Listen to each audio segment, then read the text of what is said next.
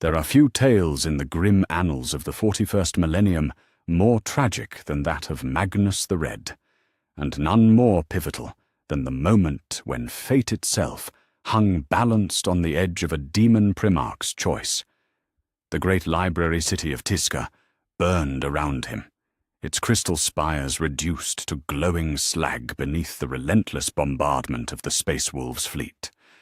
The air itself screamed with psychic discharge as 10,000 years of accumulated knowledge turned to ash and memory. Magnus the Red stood upon the highest tower of his ruined palace, his single eye blazing with fury that could melt adamantium. Below him, the sons of Fenris carved their way through the outer districts with chain blade and bolt round, their howls of vengeance echoing across the devastation. His own sons, the 1,000 Sons, fell back in organized retreats, their discipline intact even as their world died beneath them.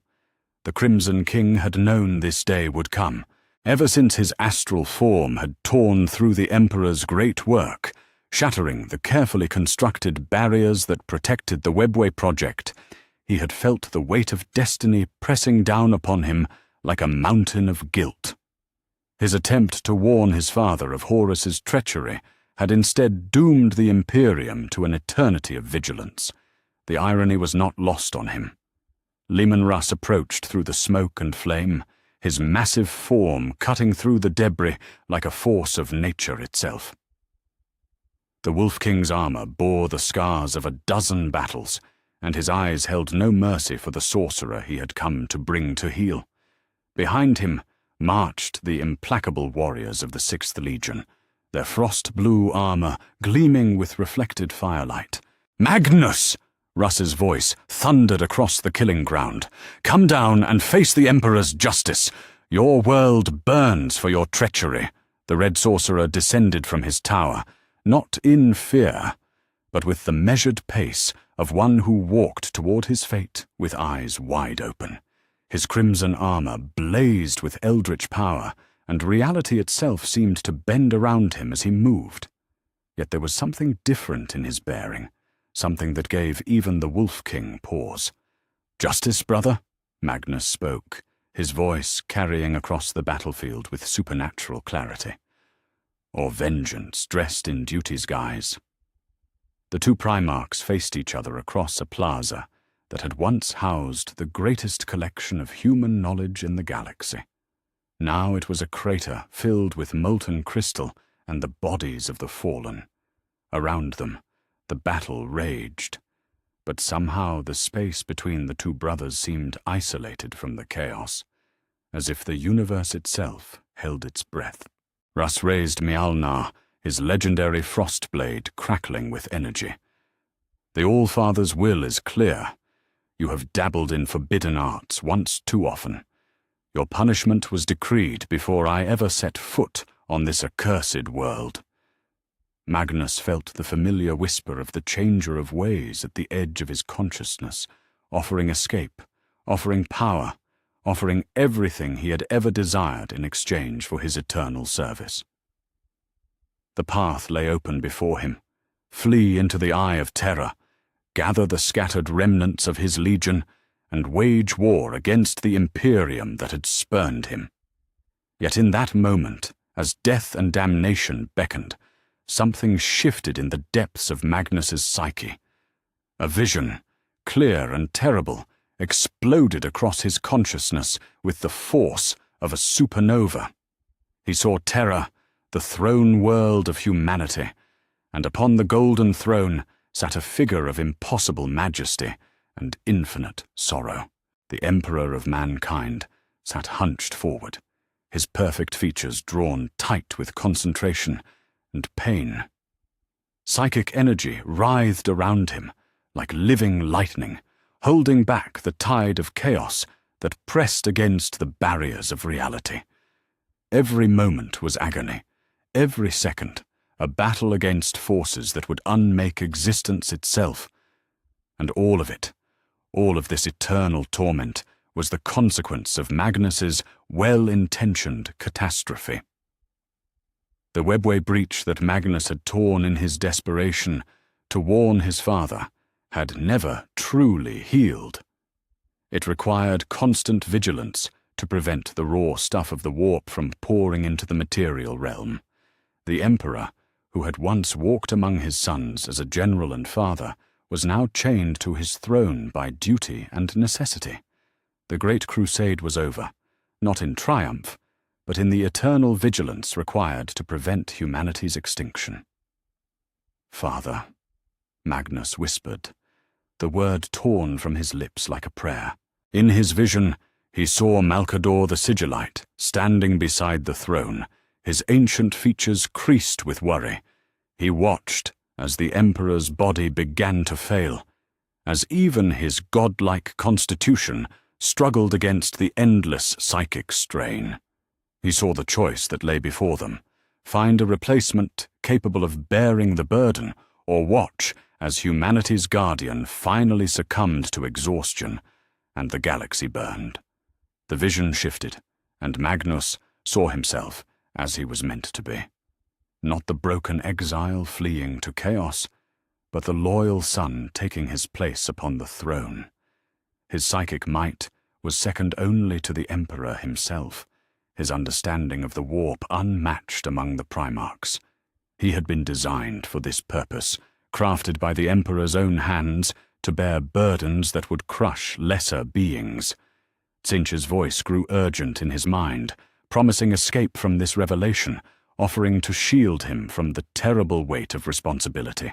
The Changer spoke of vengeance against those who had wronged him, of power beyond imagining, of freedom from the crushing expectations of his father's design. Magnus turned his back on the whispers. "Russ," he said, and his voice carried none of the defiance the Wolf King expected. "I surrender." The words hit the battlefield like a thunderclap.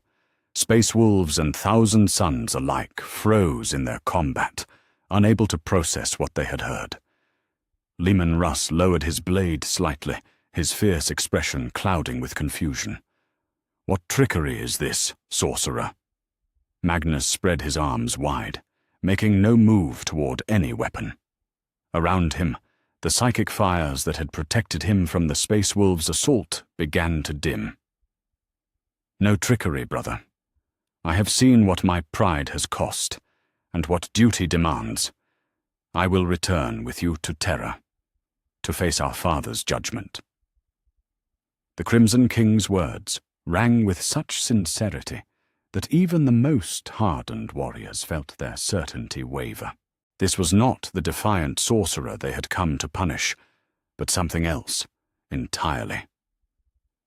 Magnus had looked into the abyss of his own making and chosen to step back from its edge. Ahriman, chief librarian of the Thousand Sons, appeared at his Primarch's side, his ornate armor crackling with barely contained power. "My lord, this is madness. The Legion stands ready to fight. We can break through their lines, escape to the fleet." "No, my son," Magnus said, placing a gentle hand on Ahriman's shoulder. "The time for running has passed. I have seen the price of my mistakes, and I will not compound them with cowardice." The chief librarian's eyes widened as Magnus shared a fragment of his vision: the Emperor's agony, the endless vigil, the fate that awaited humanity if the Golden Throne failed. Ahriman staggered under the weight of the revelation, his psychic defenses barely sufficient to process the magnitude of what his gene sire had shown him. "Then we stand with you," Ahriman said, his voice hoarse with emotion, "unto whatever end awaits." Across the battlefield, other Thousand Sons began to lower their weapons, following their Primarch's lead. The Space Wolves maintained their battle lines, but the killing fury that had driven them began to ebb. This was not how anyone had expected this confrontation to end. Leman Russ studied his brother's face, searching for deception and finding only resolve. The Wolf King had known Magnus since the early days of the Great Crusade, had watched him struggle with his nature and his gifts. This moment of apparent submission rang true in ways that troubled the pragmatic Primarch. "The Emperor will not be merciful," Russ said, though his tone had lost much of its earlier venom. "Your crimes are too great for simple forgiveness." Magnus nodded, accepting the truth of his brother's words. "I do not seek mercy, only the chance to serve as I was meant to serve. Let history judge whether my final choice redeems the errors of my past." As the fires of Prospero burned around them, as the ashes of knowledge fell like snow upon the dead, Magnus the Red made the decision that would reshape the fate of the galaxy. He turned away from chaos, away from vengeance, away from the easy path that led to damnation. Instead, he chose the harder road, the path of redemption through service, sacrifice, and the acceptance of responsibility for his failures. The Crimson King had looked into the heart of his father's burden and found within himself the strength to bear it. Whether the Imperium would allow him that chance remained to be seen. But the choice was made.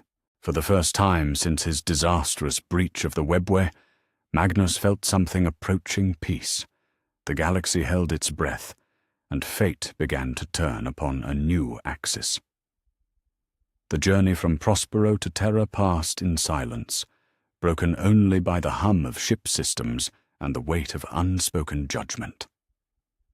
Magnus the Red sat in his specially constructed containment chamber aboard the Space Wolves battle barge, Raffenkel, his massive frame dwarfing the restraints that had been designed more for symbolism than necessity.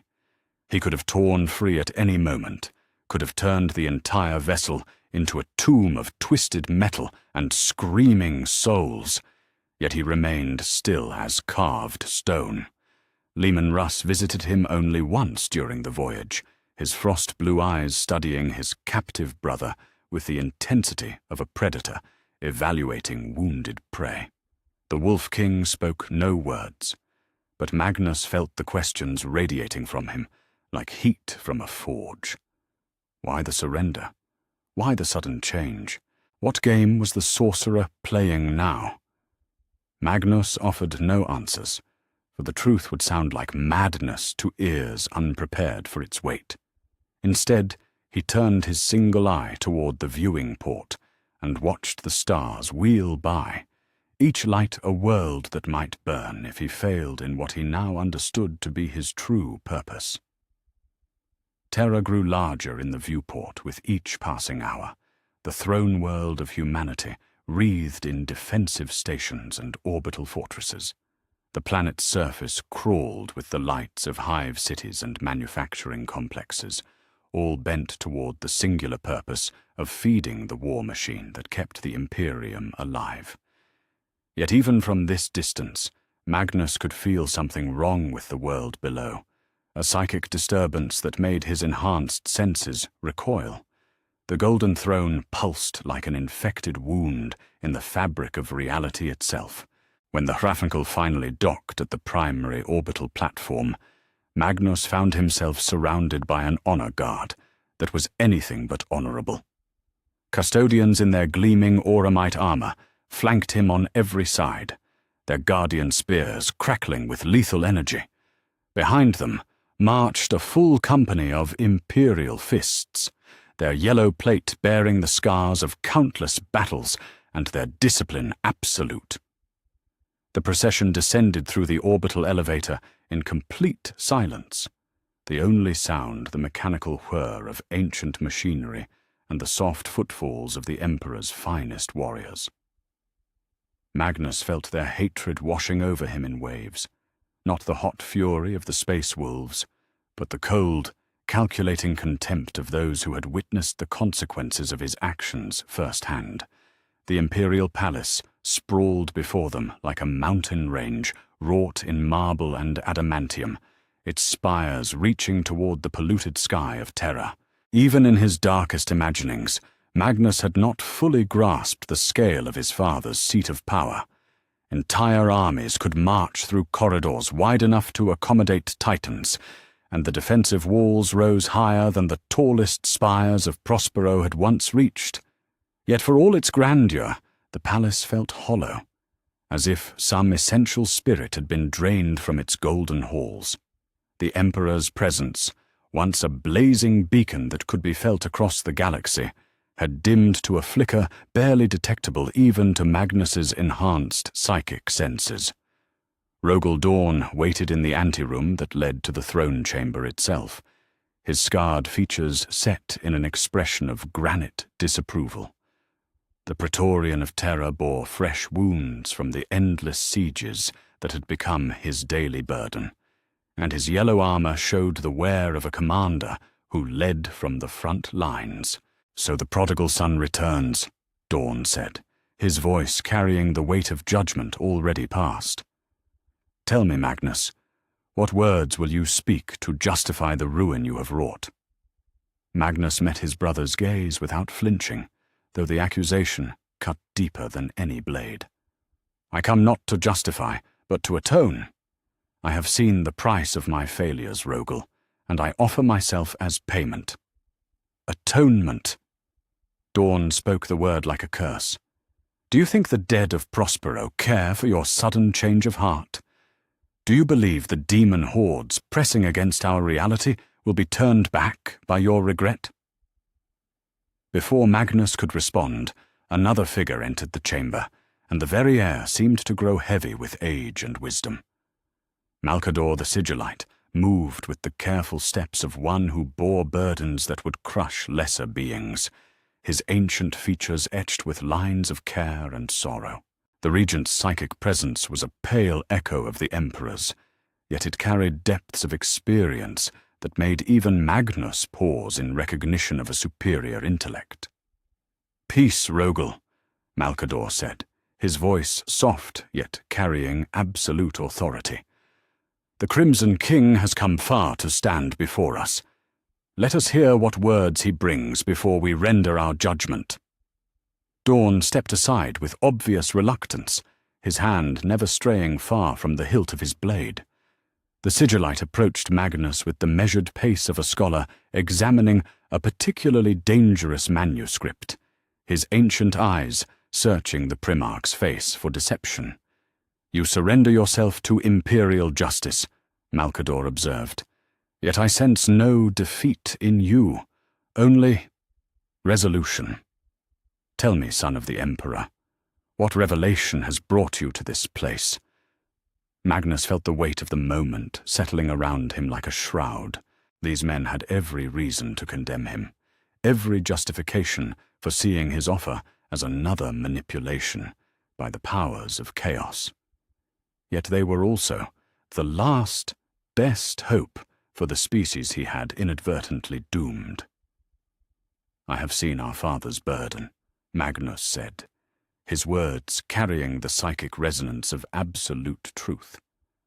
"The webway breach that I tore in my desperation has chained him to the golden throne, forcing him to maintain a barrier against the very forces I sought to warn him about. Every moment he sits upon that throne is agony, every second a battle against dissolution. I come to offer what I should have offered from the beginning, myself, as a replacement." The silence that followed was profound enough to hear the beating of hearts and the whisper of recycled air through ancient ventilation systems. Dawn's expression shifted from anger to something approaching shock, while Malcador's ancient features creased with new lines of consideration. "You would take his place?" the Sigillite asked, and there was no mockery in his tone, only careful evaluation. "Do you understand what such a burden entails? It is not merely sitting upon a throne, Magnus. It is surrendering yourself to an eternity of psychic warfare against forces that would unmake reality itself." Magnus nodded slowly. "I understand. Better than most, perhaps, for I have touched the warp in ways that few others have dared. My psychic might is second only to the Emperor himself, and my knowledge of chaos comes from intimate, terrible experience. If anyone can bear this burden, it is I." Malcador studied him for a long moment, his psychic senses probing the edges of Magnus's mind with surgical precision. The Primarch allowed the examination, opening his thoughts to show the sincerity of his offer and the depth of his remorse. "The Emperor must make this decision," Malcador said finally. "But I will tell you this, Magnus. If you speak truly, if you are indeed prepared to sacrifice yourself for the sake of humanity, then perhaps there is hope yet for redemption. Come, let us see what your father makes of your offer." The doors to the throne chamber opened with a grinding of ancient mechanisms that spoke of weights beyond the merely physical. The chamber beyond was a vast space that seemed to stretch into infinity, its golden walls lost in shadows that defied the blazing illumination that filled the center of the room. And there, upon the golden throne itself, sat the Emperor of mankind. Magnus felt his heart stop as he beheld his father's condition. The Emperor had always been a figure of impossible grandeur, a being of such psychic might that reality bent around him like light around a star. Now he seemed diminished, his perfect features drawn tight with concentration and pain. Psychic energy writhed around the throne like living lightning, and the very air crackled with the effort required to maintain the barriers that kept chaos at bay. Cables and life support systems snaked across the throne's base, feeding directly into the Emperor's form. His breathing was labored, each inhalation a visible effort, and his eyes, those eyes that had once blazed with the fire of creation, now burned with the desperate intensity of one holding back an ocean with his bare hands. "Father," Magnus whispered, and the word carried such anguish that even Dawn's expression softened slightly. The Emperor's gaze turned toward them, and for a moment the weight of his attention was enough to drive lesser beings to their knees. When he spoke, his voice carried the harmonics of distant thunder and the whisper of stellar winds. "Magnus." The single word contained galaxies of meaning, disappointment, sorrow, and beneath it all, a father's love that had endured even the worst betrayal. "You have returned to us." "I have come to make amends," Magnus said, stepping forward despite the waves of psychic force that pressed against him. "I have seen what my actions have cost you, and I offer myself as payment for that debt." The Emperor's eyes closed for a moment, and Magnus could see the tremor that ran through his father's frame as he fought to maintain his concentration. When they opened again, there was something new in them, a flicker of hope that had been absent for far too long. "The burden of the throne is eternal," the Emperor said. "It requires constant vigilance, unending sacrifice. Are you prepared to surrender your freedom, your future, your very existence to protect a species that may never know your name?" Magnus felt the weight of destiny settling upon his shoulders like a mantle woven from starlight and shadow. This was the moment that would define not only his fate, but the fate of humanity itself.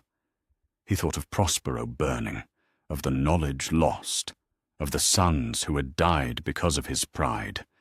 He thought of the galaxy bleeding in civil war, of the demon hordes pressing against the barriers of reality, of his father's agony stretching into eternity.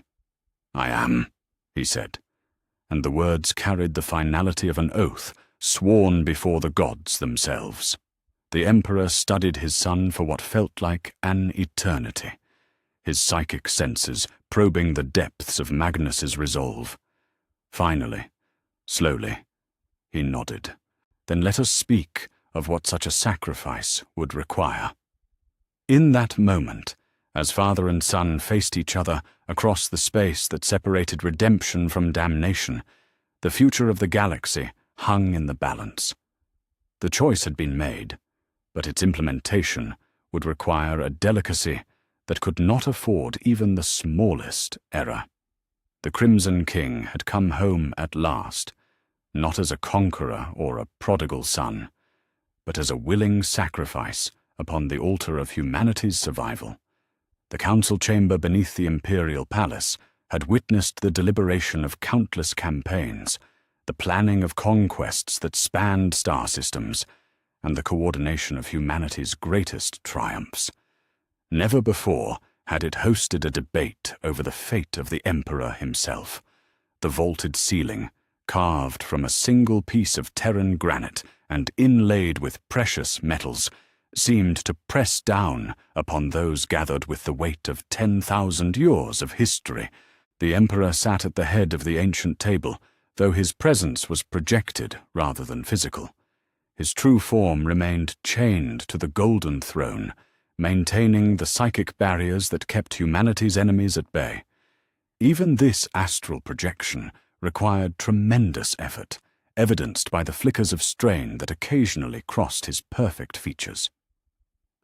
Malcador the Sigillite occupied the seat to the Emperor's right, his ancient hands folded before him as he weighed possibilities that would reshape the galaxy.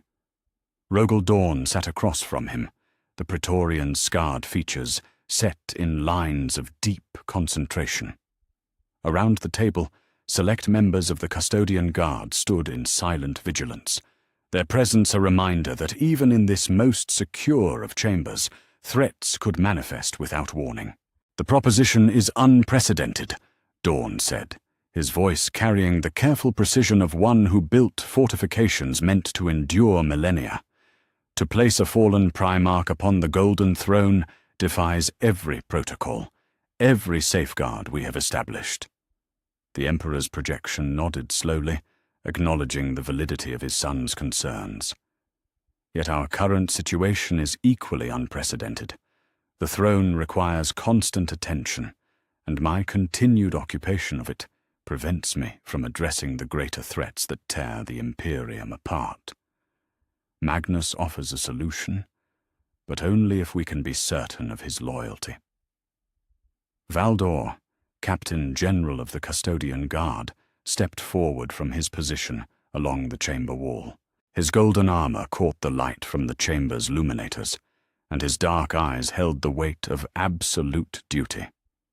"My lord, we have prepared the trials as you requested. If Magnus the Red is to be trusted with humanity's survival, he must prove himself beyond any shadow of doubt." Malcador raised one weathered hand, drawing attention to himself. "The question is not merely whether Magnus can resist chaos corruption," he said, his voice soft, yet carrying across the chamber with undeniable authority. "It is whether he possesses the strength of will to endure an eternity of psychic warfare. The throne does not merely require power, it demands sacrifice of a kind that few beings can comprehend." "Then let him prove it," Dawn said grimly. "If the Crimson King speaks truly of redemption, let him demonstrate that his words carry substance. But I will not see Terra endangered by misplaced mercy." The Emperor's gaze turned inward for a moment, as if consulting some vast reservoir of wisdom that existed beyond mortal understanding. When he spoke again, his words carried the finality of imperial decree. "Summon Magnus. Let the trials begin." The chamber that had been prepared for the trials lay deep beneath the palace, in vaults that had been sealed since the dark age of technology. Ancient machines hummed with barely contained power, their functions mysterious even to the tech priests who tended them. Psychic dampening fields created geometric patterns in the air, while monitoring equipment tracked readings that would have driven lesser minds to madness. Magnus entered the chamber, flanked by custodians, his crimson armor gleaming under the harsh illumination of the testing apparatus. His single eye showed no fear, only a resolve that seemed to have been forged in the fires of genuine remorse. Behind him walked Ahriman, chief librarian of the Thousand Sons, his ornate Terminator armor marking him as one of the Legion's most accomplished psychers. "You need not witness this, my son," Magnus said, turning to address his gene son, with something approaching paternal concern. What follows may be difficult to observe. Ahriman's response carried the weight of absolute loyalty. Where you go, my lord, I follow, even unto the ending of the world. The first trial came without warning, a psychic assault that would have reduced a normal human to gibbering insanity in seconds.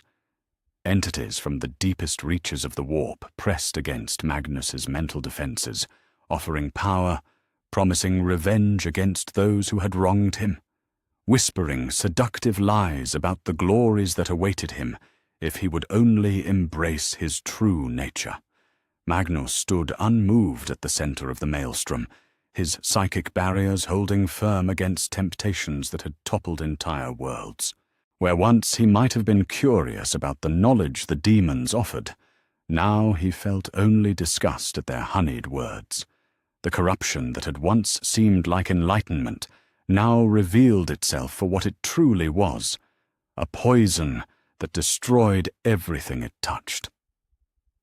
"I know your whispers," Magnus said, his voice cutting through the psychic storm like a blade through silk. "I have heard your promises before, and I have seen where they lead. You offer power, but you bring only slavery. You speak of freedom, but you are the chains that bind souls to eternal torment. I reject you. I reject all of you." The demons pressed harder, their assault reaching crescendos that made reality itself groan under the strain. Images flashed through Magnus's consciousness, visions of Prospero restored, his sons returned to life, his knowledge expanded beyond all mortal limits. All of it could be his, they promised, if he would only accept their gifts. Magnus stood firm, and gradually the assault began to wane. The entities of the warp found no purchase on his mind, no crack in his defenses through which they could pour their corruption. Where once they had found pride and ambition, now they encountered only duty and sacrifice. The second trial tested not his resistance to chaos, but his capacity for the burden itself. Ancient machines channeled a fraction of the psychic load that the Golden Throne required, forcing Magnus to maintain multiple barriers simultaneously while processing information streams that would have overwhelmed entire cogitator banks. For 12 hours, Magnus held the simulated barriers in place, his consciousness stretched across dimensions that normal minds couldn't perceive. He felt the pressure of the warp pressing against reality's foundations, the endless hunger of entities that sought to unmake the material universe and replace it with their own twisted visions of existence. Yet still he held firm, drawing upon reserves of strength that surprised even those who had designed the trial. His psychic might, once turned toward the pursuit of knowledge and the exploration of forbidden arts, now focused entirely on protection and preservation. Where curiosity had once driven him to peer behind veils that should have remained closed, now duty compelled him to maintain barriers that must never fail. The third trial was perhaps the most cruel, for it forced Magnus to confront the full weight of his failures. Psychic projections showed him the consequences of his actions in vivid, unforgiving detail. He witnessed again the burning of Prospero, but this time he felt the death of every civilian, every scholar, every innocent soul that had perished because of his hubris. He saw the demons pouring through the webway breach he had torn, felt the Emperor's agony as his father was forced to sacrifice his freedom to contain the damage. He watched worlds burn in the civil war that his warning had failed to prevent, saw brothers turn against brothers in battles that would scar the galaxy for millennia to come. Most painful of all, he was forced to observe the corruption of his own sons, watching as the 1,000 suns fell one by one to the very forces he had sought to understand. Each fall was a dagger to his hearts, each corruption a reminder of his failure as both father and leader. "Do you see?" the testing apparatus seemed to whisper. Do you understand the true cost of your choices? Can you bear this weight for eternity, knowing that every moment of suffering that follows springs from your actions? Magnus felt tears track down his face, but his resolve never wavered. I see, he said, his voice thick with emotion. I understand, and I will bear it, for it is mine to bear. Let this be my penance, my eternal service to those I have wronged.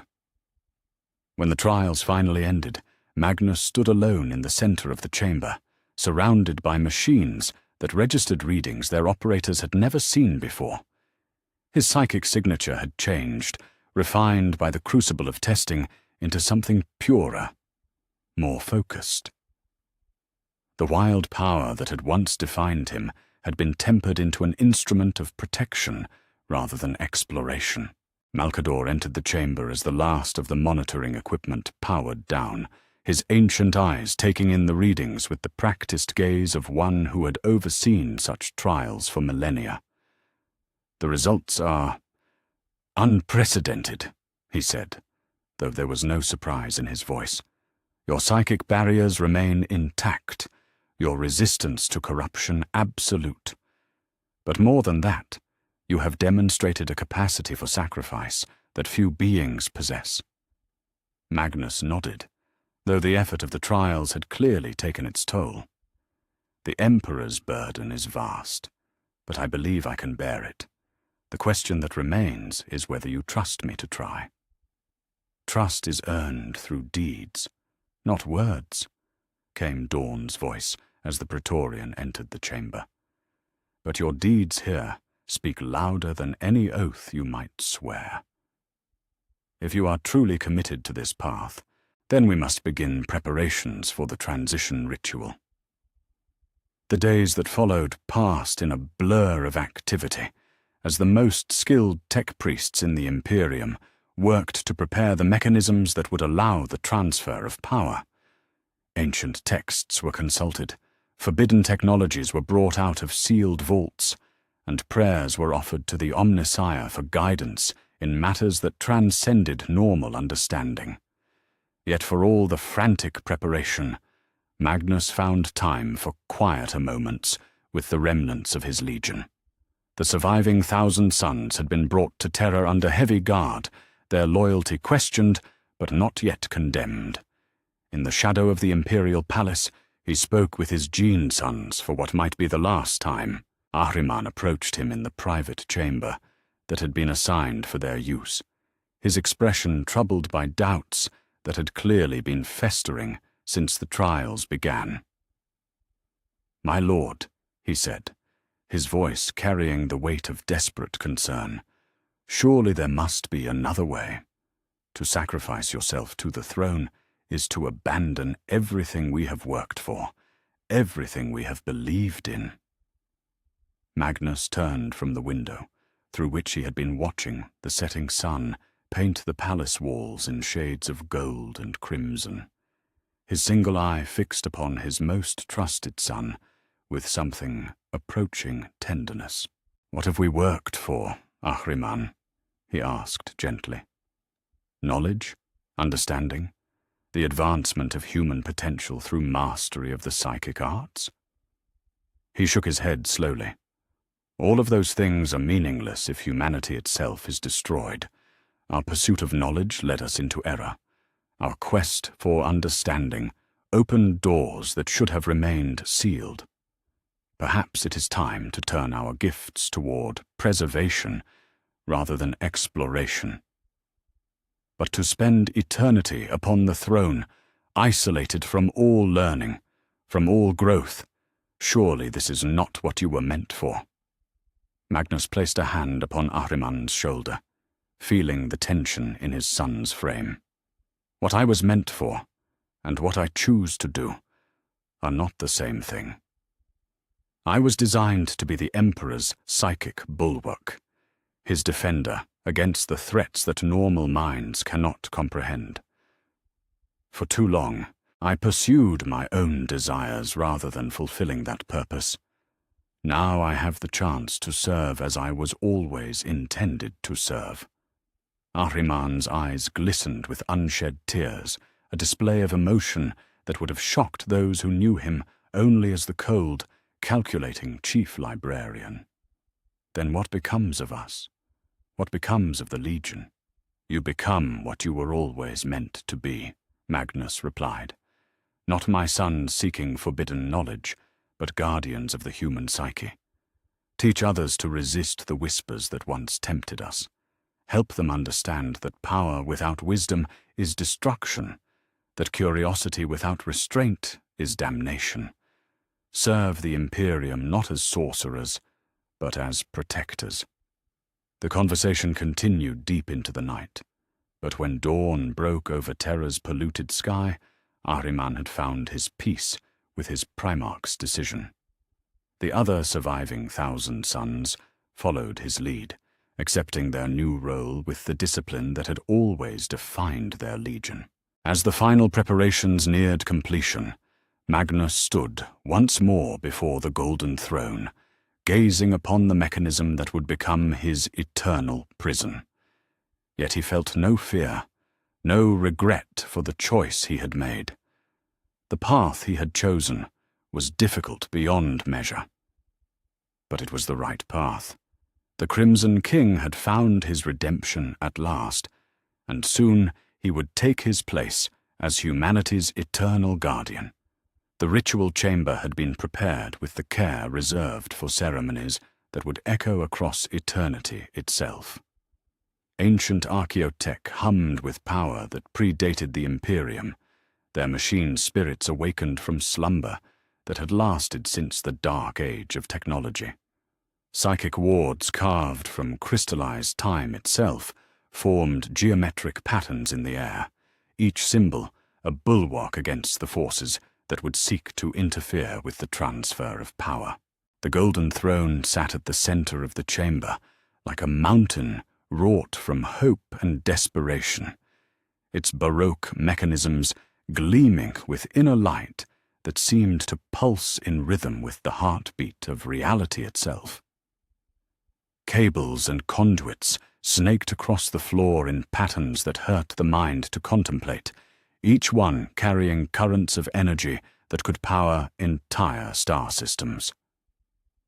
Magnus the Red approached the throne with steps that measured the distance between damnation and redemption. His crimson armor had been replaced with robes of deep purple, marked with the symbols of his new purpose, each thread woven with psychic materials that would help channel the immense energies he was about to assume. Behind him walked the witnesses to this unprecedented moment: Malkador the Sigillite, Rogel Dawn, Constantin Valdor, and the most senior tech priests of Mars. The Emperor waited beside the throne, his perfect form flickering between physical presence and astral projection as he struggled to maintain coherence while preparing for the transfer. 10 millennia of constant psychic strain had taken their toll even on his godlike constitution. Yet his eyes still blazed with the fire that had once conquered the stars. "My son," the Emperor said, his voice carrying harmonics that spoke directly to the soul. "What we attempt has never been done before. The throne will test you in ways that no trial could simulate.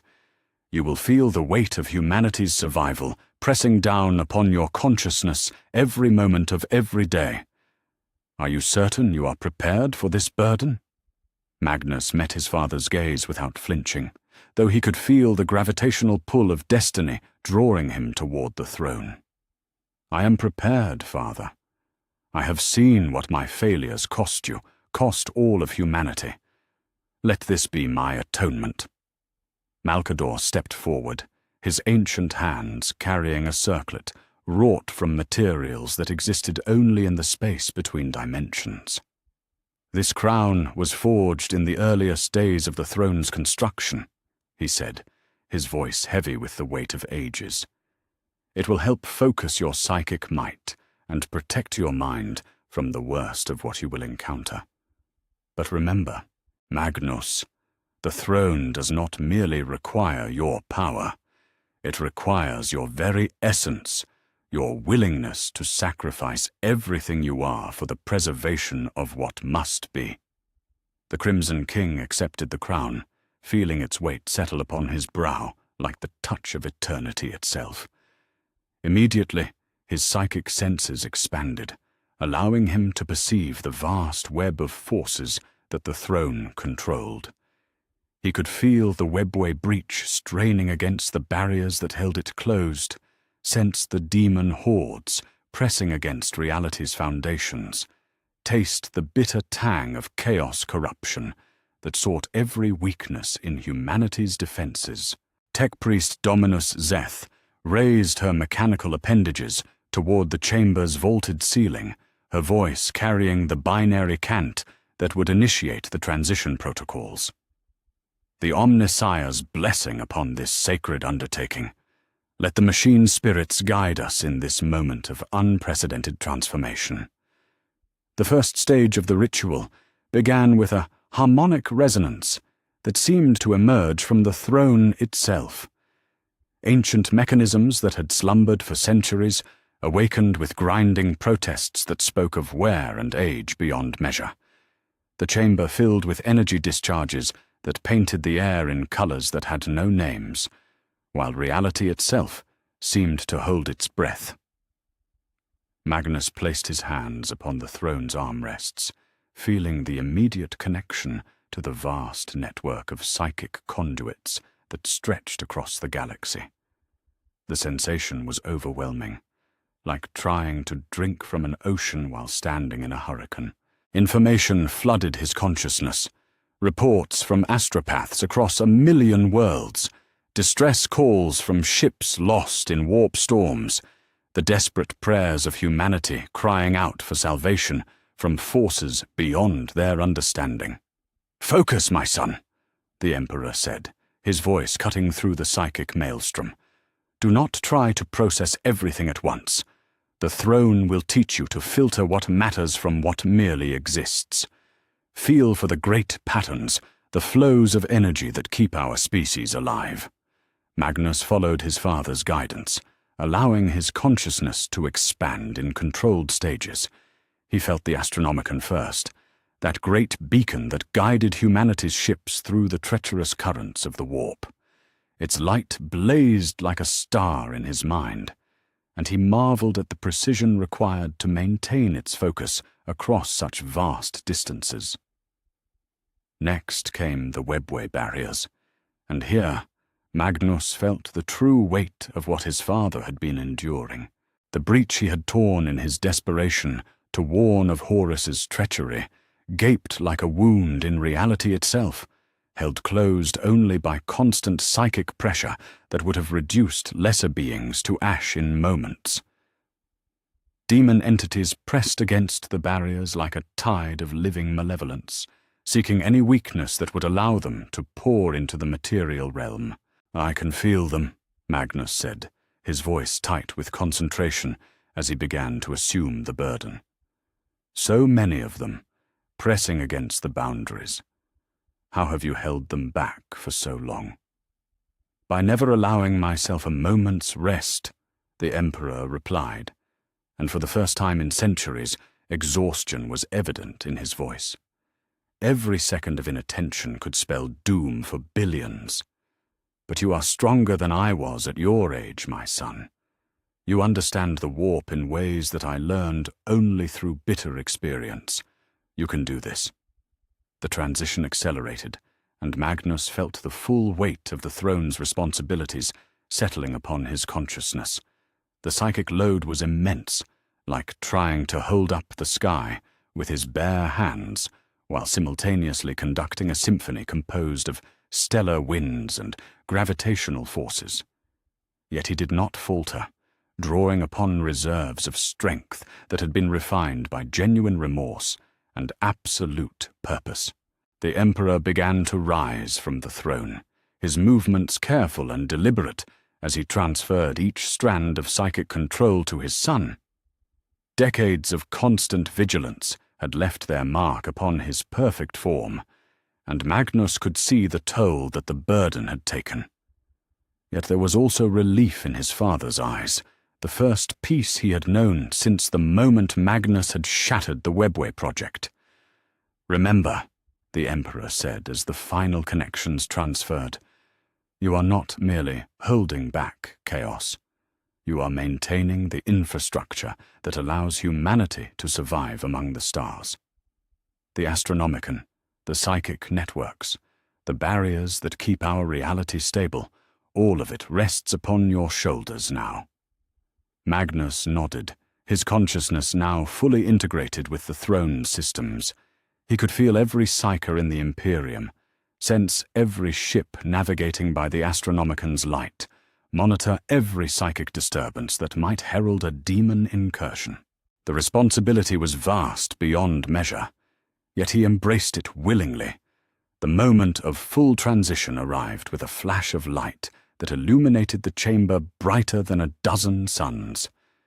For an instant, Magnus felt his individual identity dissolving into the cosmic forces he now controlled, felt himself becoming something more and less than human. Then his will reasserted itself, and he found his center amid the storm of power that now flowed through him. The Emperor stepped away from the throne for the first time in centuries, his form solidifying as he was freed from the constant psychic drain. For a moment, he simply stood in wonder at his own liberation, flexing fingers that had been locked in the same position for decades. Then he turned to his son, and there was something approaching pride in his ancient eyes. "It is done," he said simply. "You have taken up the burden willingly, and humanity is in your debt." Before anyone could respond, the chamber's warning systems began to blare with urgent alarms. Magnus felt it immediately. A massive psychic disturbance in the warp, centered on the Webway breach itself. The demon hordes had sensed the moment of transition, had felt the brief vulnerability as control passed from father to son, and now they pressed their attack with renewed fury. "They seek to test you immediately," Valdor observed, his hand moving instinctively to his guardian spear. "The creatures of chaos never miss an opportunity to exploit perceived weakness." Magnus felt the assault building like a psychic tsunami, wave upon wave of malevolent entities hurling themselves against the barriers he now maintained. Where the Emperor might have met them with methodical resistance, Magnus brought something different to the defense. An intimate understanding of how chaos operated, knowledge purchased at terrible cost during his own fall and redemption. He did not merely hold the barriers in place, he turned them into weapons. The psychic energy that had once been purely defensive became a blazing sword that cut through the demon ranks like fire through parchment.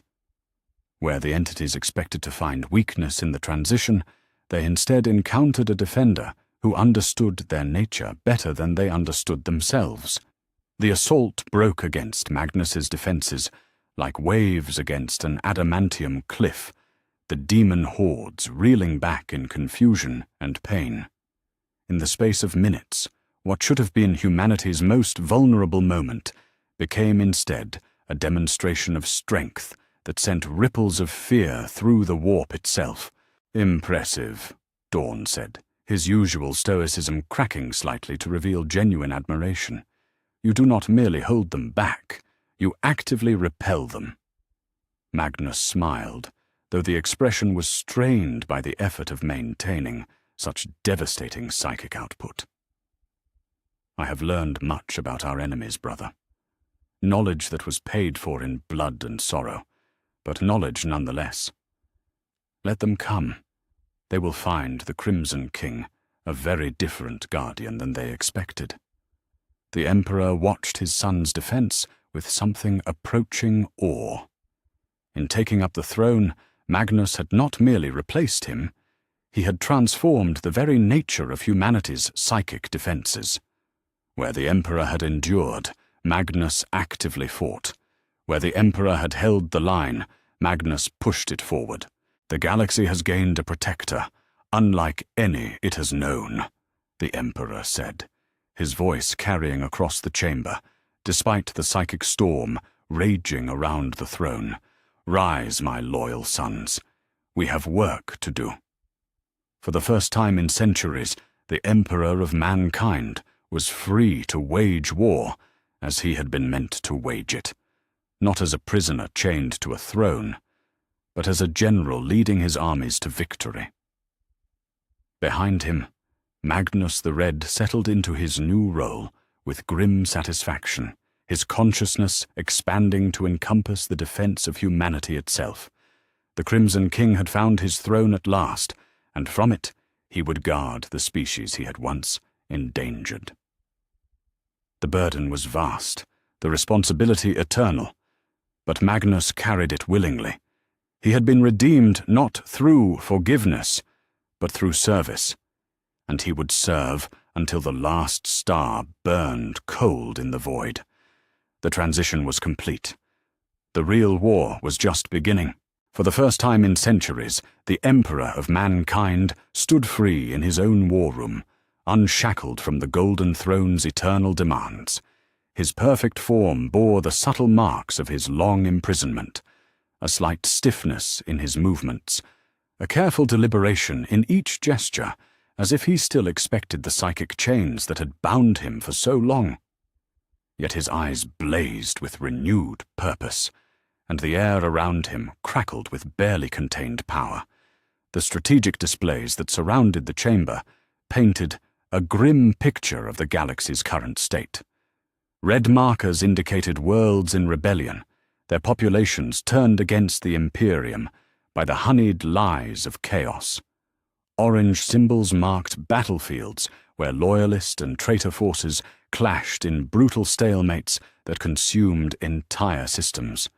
Green dots, precious few in number, showed the strongholds that still held firm against the tide of civil war. Malkador stood beside the central hololithic projector, his ancient fingers manipulating data streams with practiced efficiency. "The situation has deteriorated significantly during your confinement," he said, his voice heavy with the weight of accumulated disasters. Horus commands nearly half the Space Marine legions, and his advance toward Terra seemed inevitable until now, the Emperor finished, his voice carrying harmonics that seemed to resonate through the very foundations of the palace. "Show me the current dispositions. Where are my loyal sons?" The projector flared to life, revealing the positions of the loyalist forces scattered across the galaxy. Robut Gilimon held Ultramar against repeated assaults, his disciplined legions forming the backbone of resistance in the eastern fringe.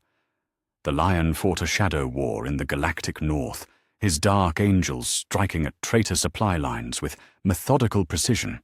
Sanguinius defended Baal and the surrounding sectors, his blood angels serving as a beacon of hope in the growing darkness. "They fight well," the Emperor observed, studying the tactical displays with the eye of one who had conquered the galaxy once before. "But they fight separately, each responding to local threats without coordination. This changes now." Rogel Dawn entered the chamber with the measured stride of one who bore the weight of Terra's defense upon his shoulders. His armor showed fresh battle damage, evidence that the war had already reached the Sol system's outer worlds. "My lord," he said, inclining his head in formal acknowledgement, "the fleet assets you requested are assembled and ready for deployment. But I must ask, is it wise to leave Terra so soon after the transition? Magnus has proven capable, but he is untested in sustained combat," the Emperor finished.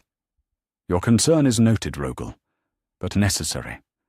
Every moment I remain idle, more worlds burn and more of my sons fall to corruption. The heresy has progressed this far because I was chained to the throne, unable to intervene directly. That limitation no longer exists. High above them, in the throne chamber that had become his eternal prison and purpose, Magnus felt the first tremors of what would become his greatest trial yet. The psychic barriers that protected humanity required constant attention, but they also served as windows into the broader conflict raging across the galaxy. Through the network of astropathic communications and psychic monitoring stations, he could sense the movements of vast fleets and the ebb and flow of battles fought light years away. It was through this network that Magnus first detected the disturbance emanating from the vengeful spirit, Horus's flagship. The War Master's psychic signature blazed with rage and disbelief as reports reached him of the Emperor's sudden freedom. Where once Horus had sensed only the distant, constrained presence of his father, bound to the Golden Throne, now he felt the full weight of imperial authority preparing to turn against him. The communion between Horus and his patron powers grew urgent, the whispers of chaos promising greater strength if he would only embrace their gifts more fully. Magnus felt the familiar taint of corruption spreading through the warp, recognizing the patterns he had once known all too well. Yet now, instead of curiosity or temptation, he felt only disgust at the alien influences that sought to manipulate his brother. On Terra, the Emperor's preparations proceeded with the efficiency of one who had orchestrated countless campaigns across the stars. Fleet assets that had been held in defensive positions around the Sol system were reorganized into strike forces capable of rapid deployment. The Custodian Guard, his personal bodyguard that had not left Terra since the heresy began, prepared for their first offensive operations in decades. "The plan is ambitious," Dawn observed, as he studied the deployment orders. Simultaneous relief of Ultramar, coordination with the Lion's forces, and direct intervention at 3 critical battlefields. It will strain our resources to the breaking point. The Emperor's smile carried the confidence of one who had conquered a galaxy with far less. "Rogel, my son, you think like a defender, because that has been your role for too long. But we are no longer merely holding the line. We are retaking what is ours. Fear and desperation have been Horus's greatest weapons. The sense among our forces that they fight a losing battle against inevitable defeat. When they see me leading them personally, when they witness the full might of the Imperium unleashed, that desperation will transform into hope." The first test of this new dynamic came sooner than expected. A massive chaos incursion, led by the demon prince that had once been Fulgrim, launched a coordinated assault against the psychic barriers surrounding Terra. The attack was not merely physical, but spiritual, designed to overwhelm Magnus's concentration and force either the collapse of the defenses or the Emperor's return to the throne. Magnus felt the assault building like a psychic storm, waves of corruption and malevolence, crashing against the barriers he maintained. The entities leading the attack were not the mindless hordes that had tested him after the transition, but coordinated forces under the command of beings who had once been his brothers. They knew his strengths and sought to exploit what they perceived as his weaknesses. Yet they had misjudged their enemy. Where the Emperor had endured such assaults through stoic resistance, Magnus met them with active opposition. His understanding of chaos, purchased through his own fall and redemption, allowed him to anticipate their tactics and turn their own corruption against them. The barriers did not merely hold, they blazed with purifying fire that sent the demon hordes reeling back in confusion and pain. In the war room below, the Emperor felt the psychic battle raging above and made a decision that would reshape the conflict. Instead of rushing to assist his son directly, he reached out through the network of communications that connected the Imperial forces across the galaxy. His voice, carrying the authority of absolute command, spoke simultaneously to a dozen different battlefields. "My loyal sons," he said, his words reaching Guilliman on Macraga, the Lion in the Caliban system, Sanguinius above Baal. "I am free. The time of desperate defense is ended. Coordinate your strikes, Horus's forces are about to face the full might of the Imperium unleashed. The effect was immediate and profound. On Ultramar, Robot Gilliman felt his father's presence like a blazing beacon cutting through the fog of war. The strategic genius that had made him the Lord of Ultramar suddenly had access to real-time intelligence and coordination that transformed scattered defensive actions into a coherent offensive campaign. The Lion, fighting his shadow war in the galactic north, received not just his father's words, but tactical intelligence that revealed chaos supply lines and staging areas that had previously been hidden. Within hours, Dark Angel's strike forces were moving to exploit weaknesses that would have taken months to discover through conventional reconnaissance. Sanguinius, feeling the weight of prophecy that had long haunted his dreams, found new hope in his father's voice. The visions of doom that had plagued him began to shift, showing not inevitable destruction, but the possibility of victory purchased through sacrifice and courage. Yet it was on the vengeful spirit that the Emperor's declaration had the most profound impact.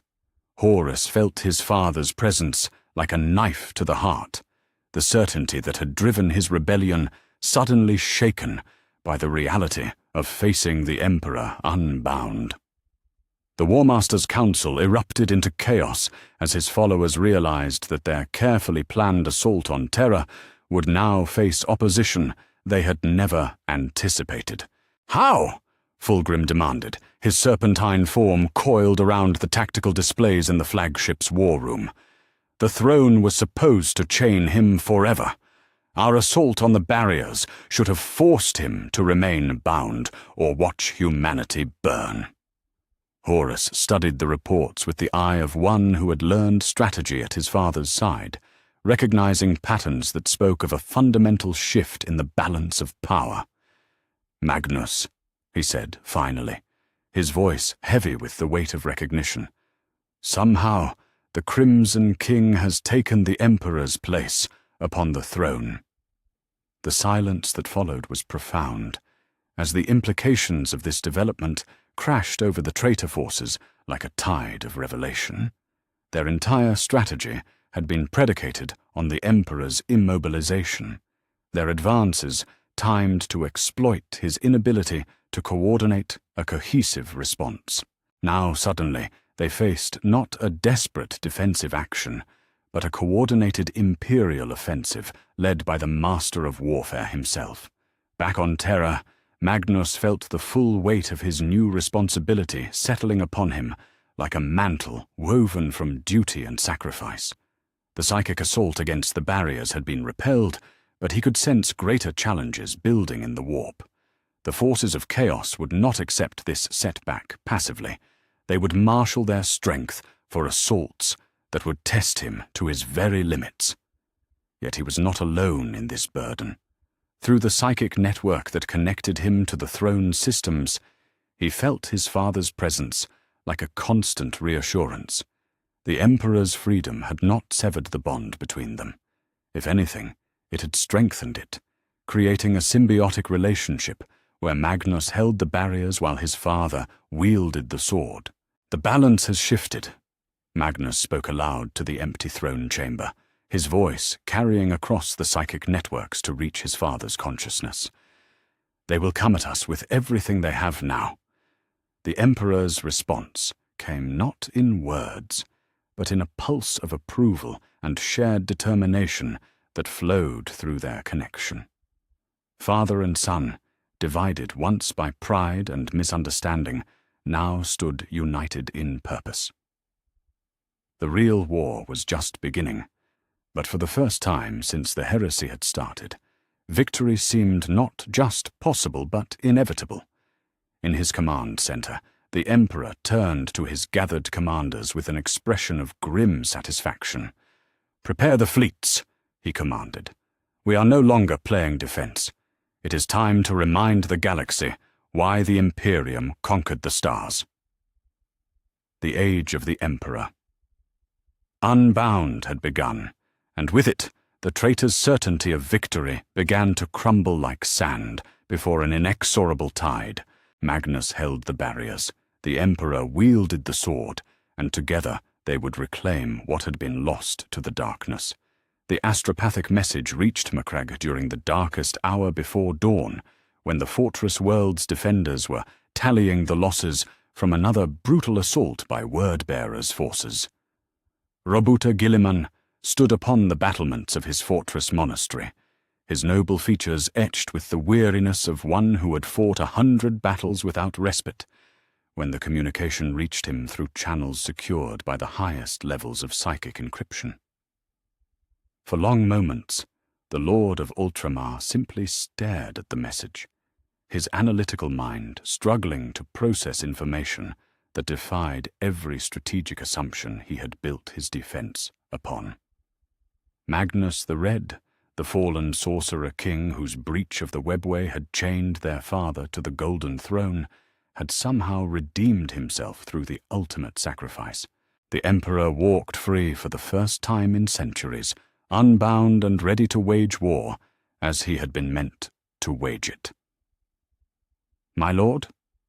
Marius Gage, his equerry, approached with the cautious steps of one who recognized the signs of his Primarch, grappling with momentous news. The astropath collapsed after delivering the message. Whatever he transmitted carried significance beyond normal communications.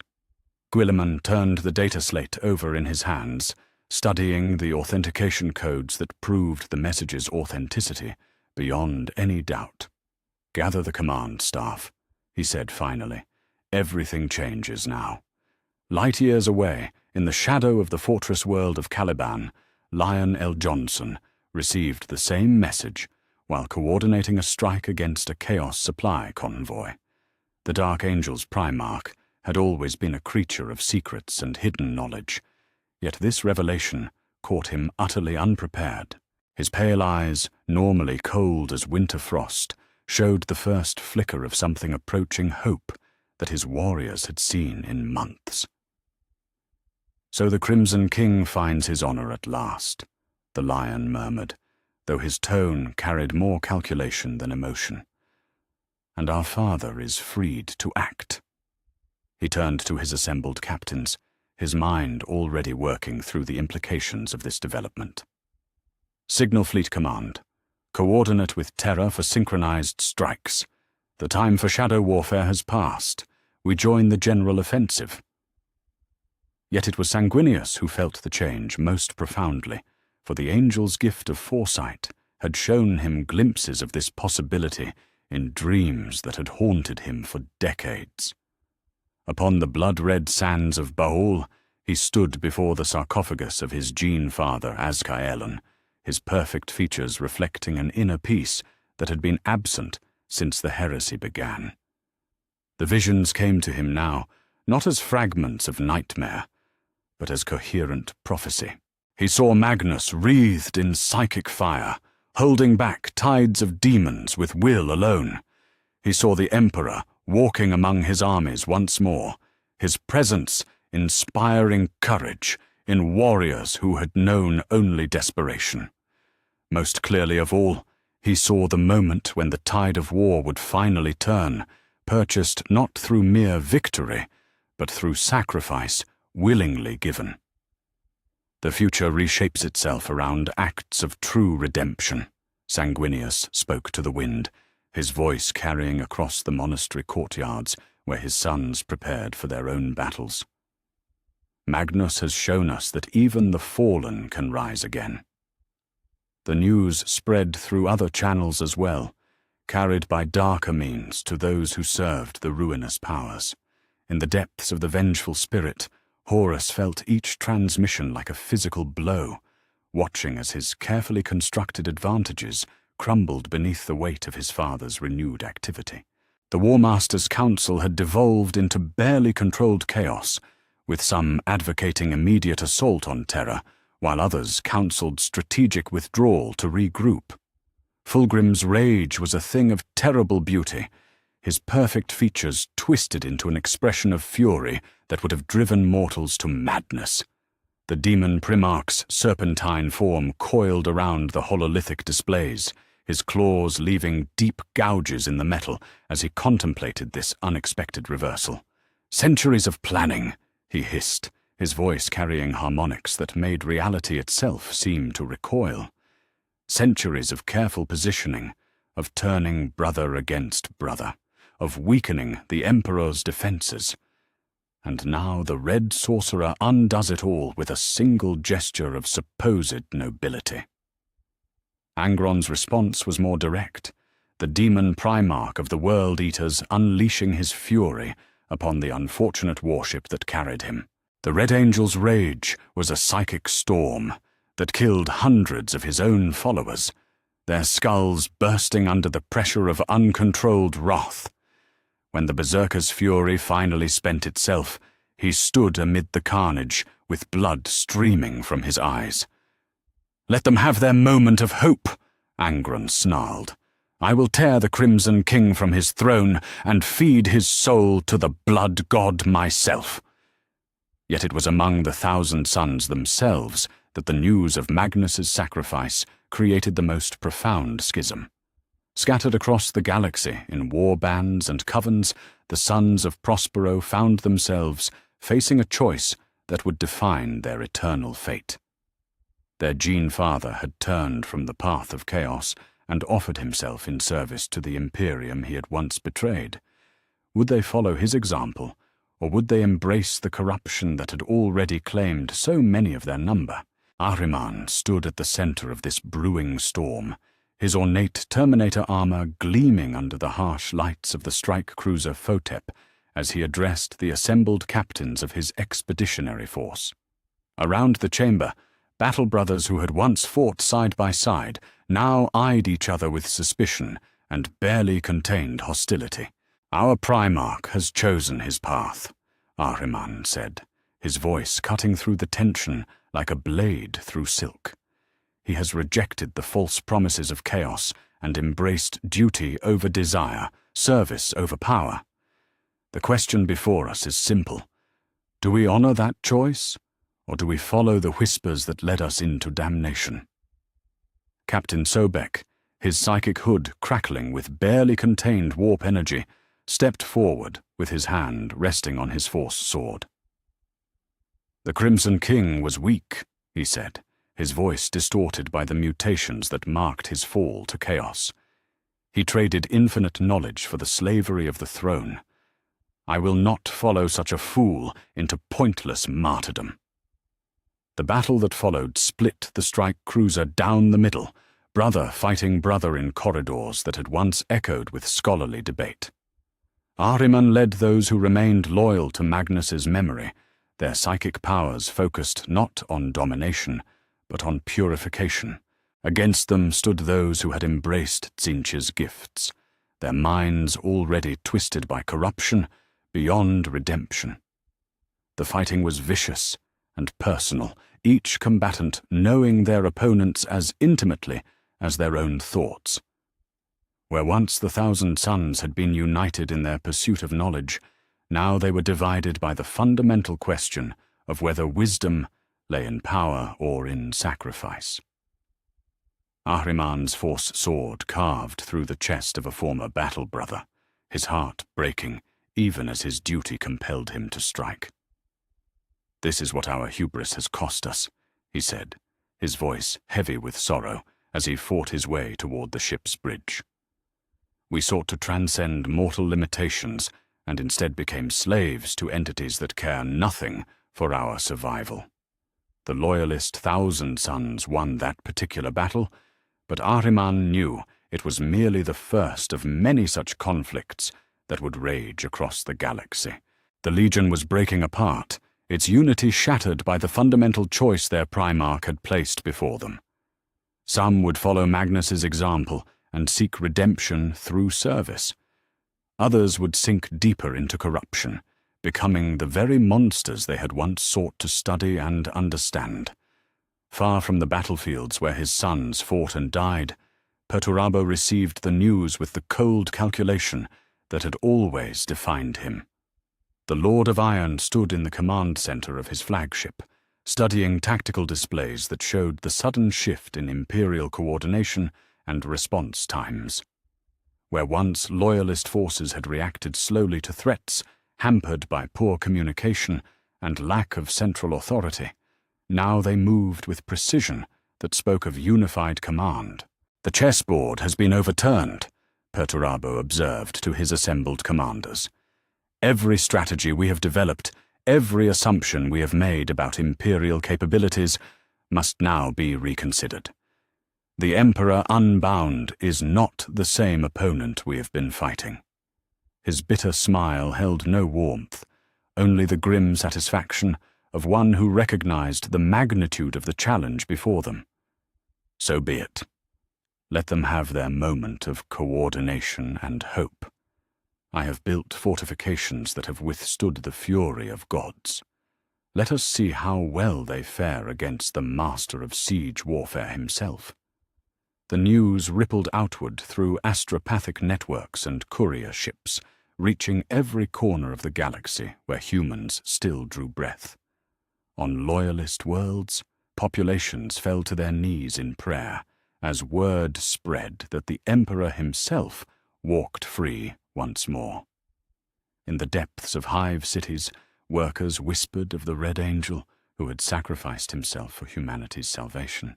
Among the battle fleets, morale soared as officers realized they were no longer fighting a desperate holding action, but a coordinated offensive with victory as its goal.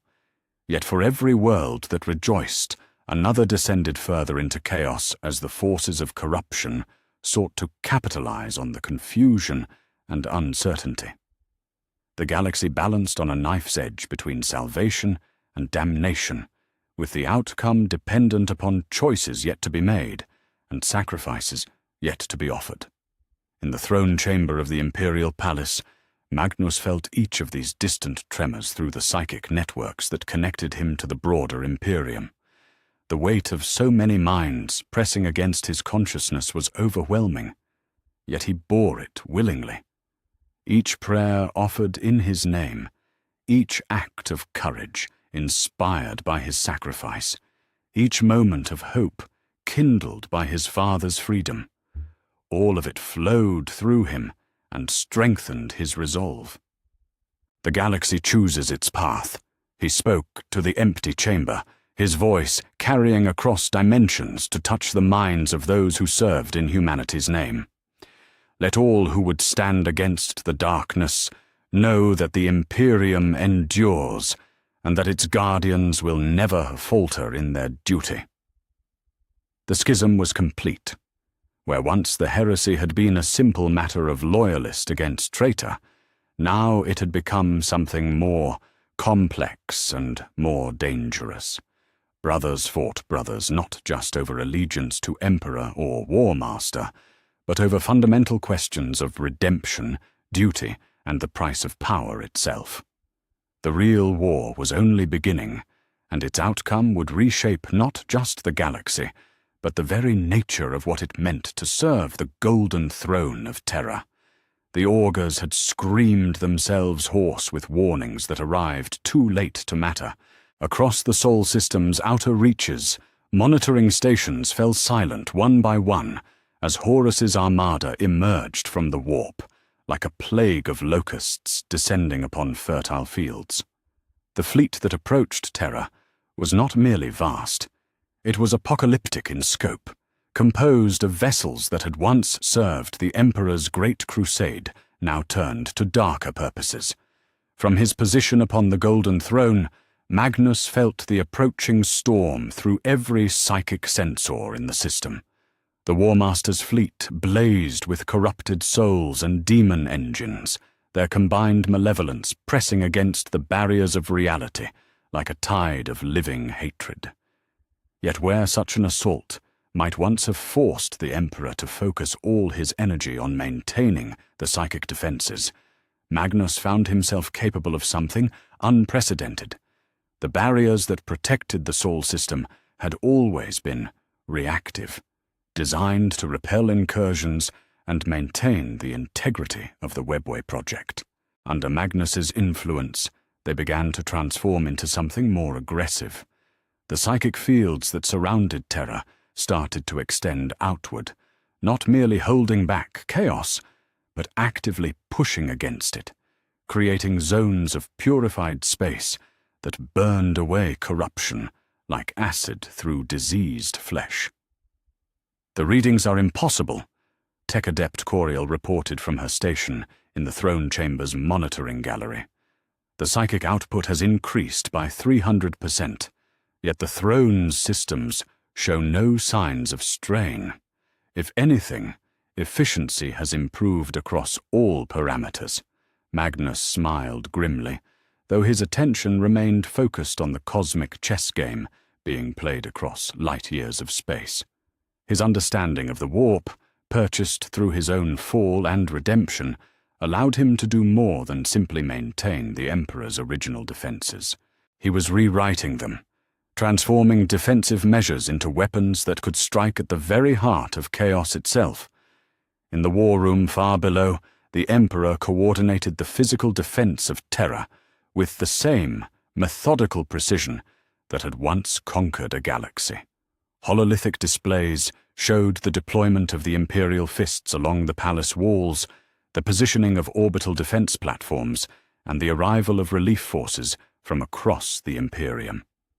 Yet his greatest advantage was not the strength of his armies, but the psychic support his son provided from above. "The enemy fleet will reach the outer system within 72 hours, Rogel Dawn reported, his scarred features set in lines of grim determination. "Their vanguard consists of vessels we recognize, the Conqueror, the Fidelitas Lex, ships that once served with honor in the Great Crusade. Now they come as harbingers of our destruction.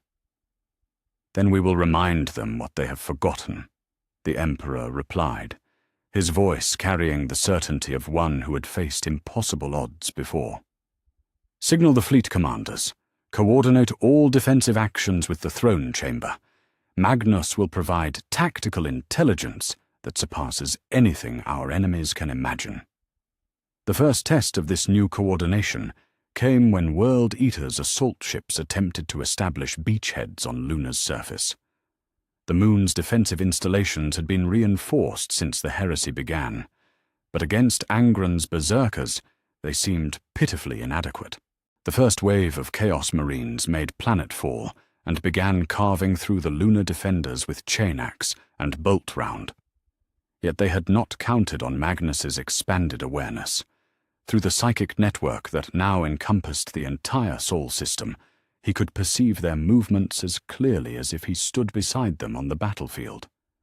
More than that, he could influence the very environment they fought in, turning Luna's ancient rock against the invaders.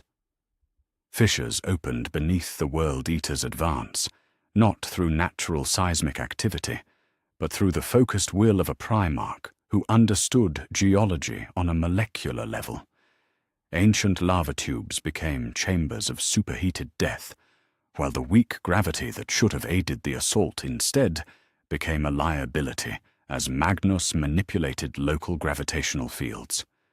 Angron felt his sons dying and roared his fury across the warp, a psychic scream that would have reduced normal humans to gibbering madness. Yet when his rage struck the barriers around Terra, it found them transformed from the defensive walls he remembered into mirrors that reflected his own corruption back upon him. The demon Primarch recoiled in shock and pain, feeling for the first time the true cost of his bargain with the blood god. "Impossible," Angron snarled, his demonic features twisting with confusion and rage. "The barriers were never this strong. The throne was never this active. What sorcery is this?" The answer came not in words, but in a pulse of pure psychic force that struck the Conqueror like the fist of an angry god. Angron staggered, his demon form flickering as the purifying energy burned away the gifts of chaos that sustained his existence. For a moment, just a moment, he was simply Angron again, the gladiator of Nuceria, the broken Primarch who had chosen slavery over freedom, Rage over reason. Magnus felt the contact and spoke across the void with authority that brook no denial. You were my brother once, Angron. You chose this path of corruption and madness. I offer you one chance to turn back. Stand down your forces and accept Imperial justice.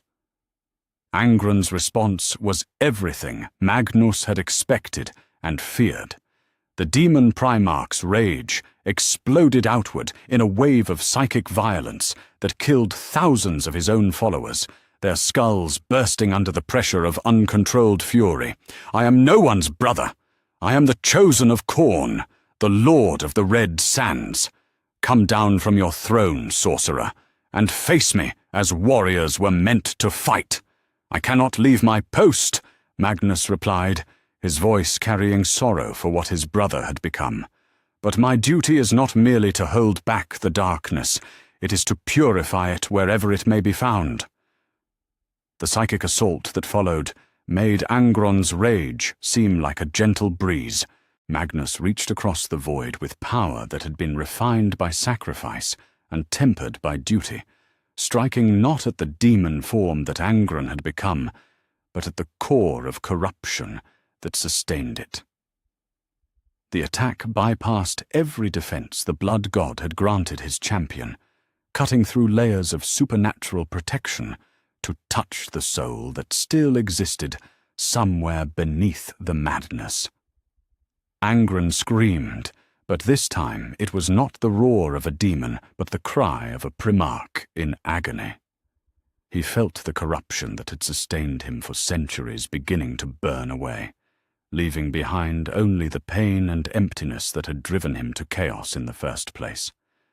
The sensation was unbearable, like having a gangrenous limb amputated without anesthetic, necessary but excruciating beyond measure. The demon Primarch's form began to destabilize, his connection to the material realm weakening as the tainted energy that anchored him was purified away. With a final shriek of rage and despair, Angron was pulled back into the warp, his physical manifestation dissolving like smoke in a hurricane. The effect on the World Eater's fleet was immediate and catastrophic. Berserkers across a dozen ships felt their patron's pain through their neural implants, many suffering massive brain hemorrhages as their augmented nervous systems overloaded. The assault on Luna faltered and then collapsed entirely, as entire companies of Chaos Marines died screaming in synchronized agony. Yet Magnus's demonstration of power had drawn attention from entities far more dangerous than any demon Primarch.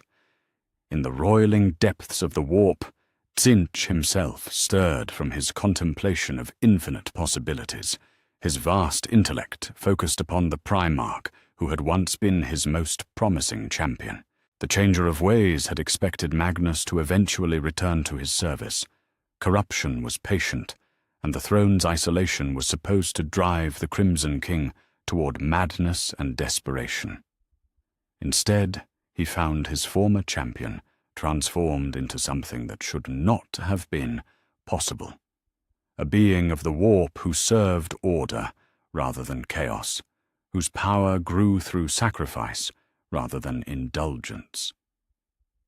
The first probe came disguised as a gift, a whisper of knowledge that promised to ease the burden of the throne by revealing shortcuts through the webway's damaged passages. To a mind less refined by suffering and sacrifice, it might have seemed like divine inspiration. Magnus recognized it for what it was immediately, the first move in a game that would determine not just his fate, but the survival of humanity itself. You return at last. Tzeentch's voice echoed through dimensions that existed between thought and reality. Though not as I had planned. The throne suits you, my wayward son. Yet surely you grow weary of its constraints. I offer knowledge that could free you from its bonds while maintaining its protections. Magnus felt the familiar tug of curiosity that had once driven him to peer behind veils that should have remained closed. The god's offer was seductive in ways that transcended mere temptation. It appealed directly to the scholarly nature that had always defined him. Yet that same nature now served a different master, refined by the understanding that some knowledge came at too high a price.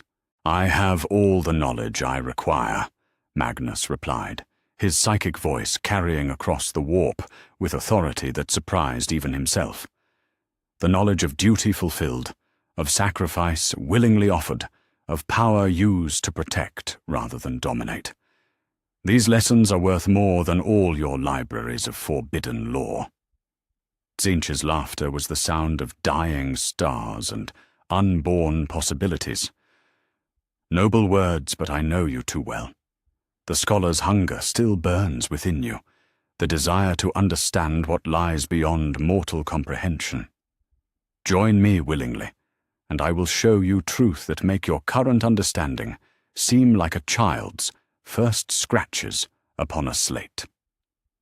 The god's true assault began with the offer, reality itself bending around the throne as Tzeentch brought his full attention to bear upon his former champion. The barriers that protected the soul system groaned under the pressure of divine will, while demons that had slumbered since the birth of the galaxy stirred at their master's call.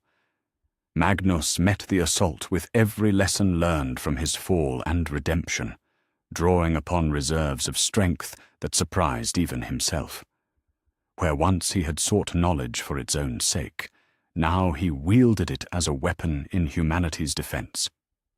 Every secret Tzeentch had shared with him became a tool turned against the god himself. Every moment of corruption transformed into understanding of how to resist it. "You taught me well," Magnus said, his voice cutting through the psychic storm that raged around the throne. "Perhaps too well. I know your nature now, Lord of Change. You are not wisdom. You are merely hunger wearing the mask of enlightenment. And I reject you utterly." The battle that followed was not fought with blade or bolt round, but with concepts that existed beyond mortal understanding. It was a conflict of philosophies as much as powers, the struggle between knowledge pursued for its own sake and wisdom applied in service to others. Magnus stood alone against a god. Yet he was not truly alone. The prayers of billions flowed through the psychic networks he maintained, their faith becoming armor against corruption. Tzeentch pressed his attack with the fury of one whose greatest prize had slipped from his grasp, yet found his former champion transformed into something unprecedented.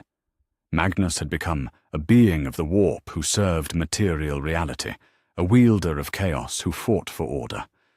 Such a creature should not have been able to exist, yet here it stood, defiant and unbowed. The god's retreat was not a defeat, but a strategic withdrawal, a recognition that this battle could not be won through direct assault. Yet as he faded back into the depths of the warp, Tzeentch's parting words carried the weight of prophecy and threat combined. "This is not ended, my Crimson King. You may have rejected my gifts, but you remain a creature of the warp. Sooner or later, that nature will assert itself. When it does, I will be waiting." Magnus felt the truth in those words like a blade between his ribs. Yet he did not falter in his duty. The throne demanded eternal vigilance, and he would provide it regardless of the cost. Let Tzeentch scheme and plot. The Crimson King had found something worth more than all the god's promises of power and knowledge. He had found redemption, and he would guard it with his life. As the immediate threat receded, Magnus turned his attention back to the approaching armada. Horus's fleet continued its advance toward Terra, yet the loss of Angron had shaken the traitor forces more than they cared to admit. The War Master himself felt the change in the cosmic balance, realizing for the first time that his march toward victory was no longer inevitable. The siege of Terra would come, But it would not be the one-sided slaughter Horus had planned. The Emperor walked free. Magnus held the throne, and the galaxy itself seemed to be choosing sides in the final battle between hope and despair. The endgame approached, and both sides prepared for the confrontation that would determine humanity's fate. The attack came not as a single overwhelming assault, but as a cascade of impossibilities that broke every law of reality simultaneously.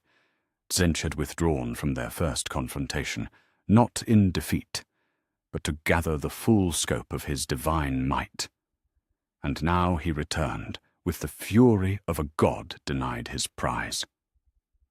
The space around Terra began to warp and twist as the Changer of Ways pressed his will against the barriers between dimensions, seeking not to breach them, but to rewrite the fundamental laws that governed their existence.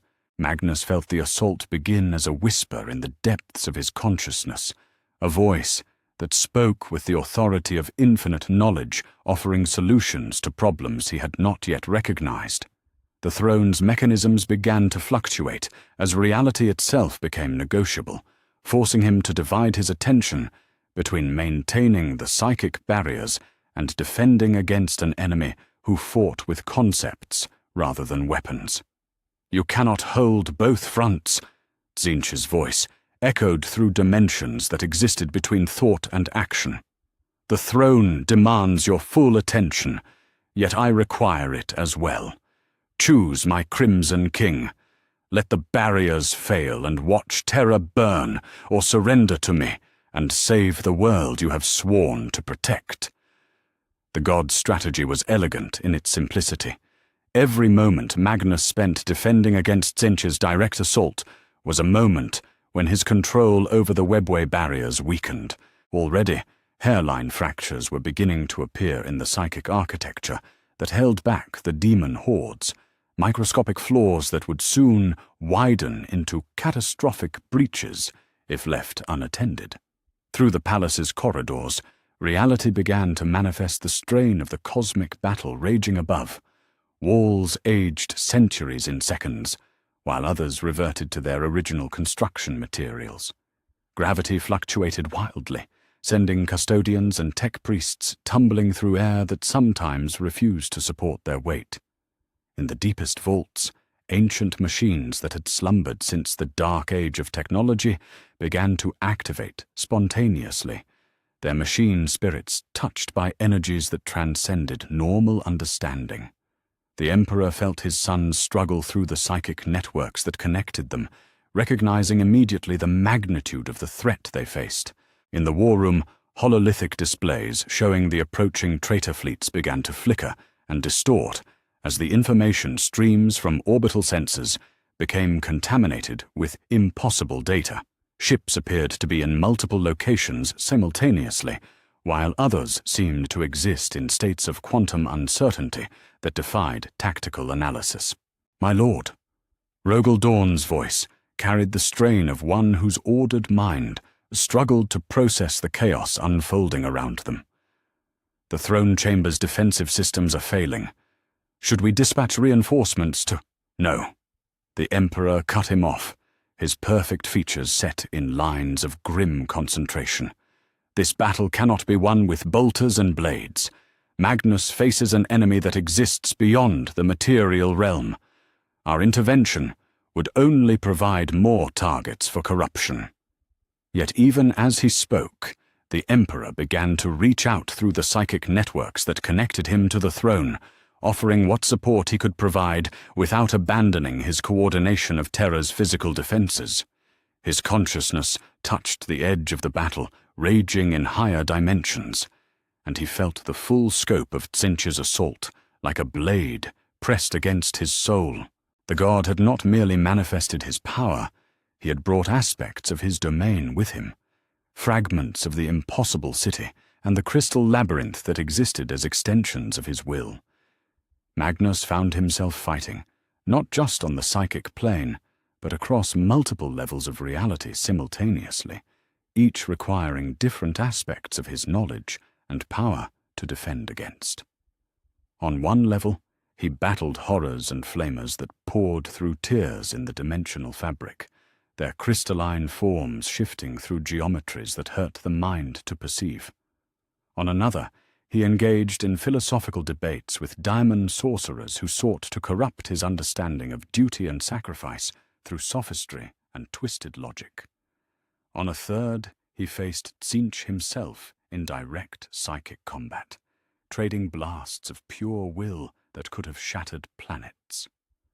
The strain was enormous, far beyond what any being should have been able to endure. Magnus felt his consciousness beginning to fragment under the pressure, aspects of his personality splitting off to handle different fronts of the multi-dimensional battle. Yet still he held the webway barriers in place, drawing upon reserves of strength that he had not known he possessed. It was in his moment of greatest need that Tzeentch pressed his ultimate gambit. The god's form manifested directly within the throne chamber itself, not as the alien intelligence that mortals perceived, but as Magnus himself, or rather, as Magnus could become. The doppelganger possessed all of his knowledge and wisdom, but refined by aeons of experience and unbound by the limitations of flesh and duty. "Look upon what you could be," the false Magnus said, his voice carrying harmonics that spoke directly to the Crimson King's deepest desires. Imagine knowledge without restriction, power without consequence, understanding without the burden of protecting those too weak to protect themselves. I offer you not corruption, but liberation, the chance to become what you were truly meant to be. The temptation was almost overwhelming. Magnus could see the truth in the offer, recognizing the genuine knowledge and power that Tzeentch promised. He could feel the weight of the throne's burden like chains around his soul, the constant drain of maintaining barriers that allowed others to live in ignorance of the horrors pressing against reality's foundations. Yet in that moment of ultimate testing, Magnus remembered something that Tzeentch had perhaps forgotten: the faces of those he protected, not the faceless billions whose prayers flowed through the psychic networks, but the individuals who had shaped his understanding of duty and sacrifice. Ahriman, choosing loyalty over corruption in the depths of the strike cruiser Photep. His father, bearing the throne's burden for centuries without complaint. The tech priests and custodians who served without question or reward. "You offer me power," Magnus said, his voice carrying across dimensions with authority that surprised even himself. "But I have learned that true strength comes not from what you can take, but from what you choose to give. I reject your gifts, Lord of Change. I choose duty over desire, service over sovereignty." Tzeentch's response was immediate and catastrophic. The god's rage manifested as a psychic storm that tore through the barriers between dimensions, allowing demon hordes to pour into the material realm in numbers that dwarfed any previous incursion. The palace's defenses activated automatically, but they were designed to repel physical threats, not entities that existed primarily as concepts given malevolent form. Magnus felt the barriers he maintained beginning to buckle under the assault, hairline fractures becoming gaping wounds through which the raw stuff of chaos poured like acid through tissue. For the first time since taking the throne, he faced the genuine possibility of failure, not merely his own death, but the collapse of everything he had sworn to protect. It was then that the unexpected intervention came. Ahriman materialized in the throne chamber, not through teleportation or psychic projection, but through an act of pure will that transcended normal understanding. Behind him came the loyalist 1,000 Sons, who had chosen to follow Magnus's example, their forms wreathed in psychic fire that blazed with purifying light rather than the corrupting flames of chaos. "My gene father," Ahriman said, his voice carrying across the psychic maelstrom with perfect clarity. We come to stand with you, as we should have stood from the beginning." The chief librarian and his followers did not attempt to share the throne's burden. They knew better than to interfere with mechanisms beyond their understanding. Instead, they formed a psychic anchor that allowed Magnus to consolidate his fragmented consciousness, their combined will providing a foundation upon which he could rebuild his defenses. "You taught us that knowledge without wisdom is destruction," Ahriman continued, his force staff blazing with energy that held back the advancing demon hordes. "Now we offer what wisdom we have learned through suffering and loss. Use our strength, our understanding, our lives if necessary. We are yours to command." Magnus felt tears streaming down his face as he reached out through the psychic networks to embrace his loyal sons, their presence giving him the strength he needed to press back against Tzeentch's ultimate assault. Where the god had sought to isolate him through the magnitude of the attack, the Thousand Sons provided companionship in the depths of cosmic battle. Together, they began to turn the tide. Magnus's understanding of chaos, combined with the hard-won wisdom of his sons who had faced corruption and chosen loyalty, created a synthesis that surprised even Tzeentch. The barriers did not merely hold, they began to push back, reclaiming space that had been ceded to the daemon incursion. The god's perfect doppelganger began to distort, as Magnus's renewed confidence undermined the psychological foundation of the temptation. "This is impossible," the false Magnus said, its features twisting into expressions of confusion and rage. "You cannot reject what you are. You are a being of the warp, a creature of change and mutation. Order and stasis are antithetical to your nature." "You are wrong," Magnus replied, his voice carrying the authority of one who had found truth through suffering. "I am indeed a being of the warp, but I choose what that means. Change can serve order as well as chaos. Growth can strengthen rather than corrupt. I am what I choose to be, not what you would make of me." The battle reached its crescendo as Magnus and his sons combined their power in a final assault against Tzeentch's manifestation. The psychic force they unleashed was not merely destructive, but transformative, changing the nature of the space around the throne from a battleground between order and chaos into something new, a place where the two forces achieved perfect, if temporary, balance. Tzeentch felt his hold on the material realm slipping as the fundamental nature of the conflict changed beneath him.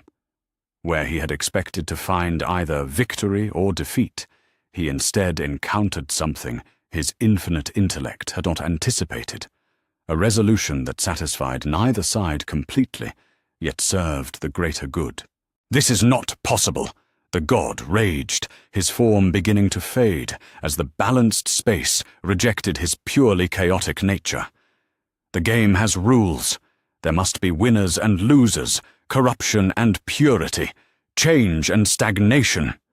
"Then perhaps," Magnus said quietly, "it is time for a new game with different rules." The Changer of Ways retreat was not a defeat in any conventional sense, but neither was it a victory. He had learned something unsettling about his former champion.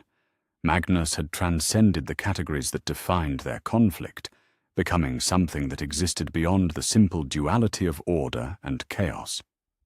As the psychic storm subsided and reality reasserted its normal laws, Magnus found himself fundamentally changed by the experience. The throne's burden remained, but it no longer felt like a chain binding him to duty. Instead, it had become an extension of his will, a tool through which he could protect not just humanity, but the very concept of choice that made civilization possible.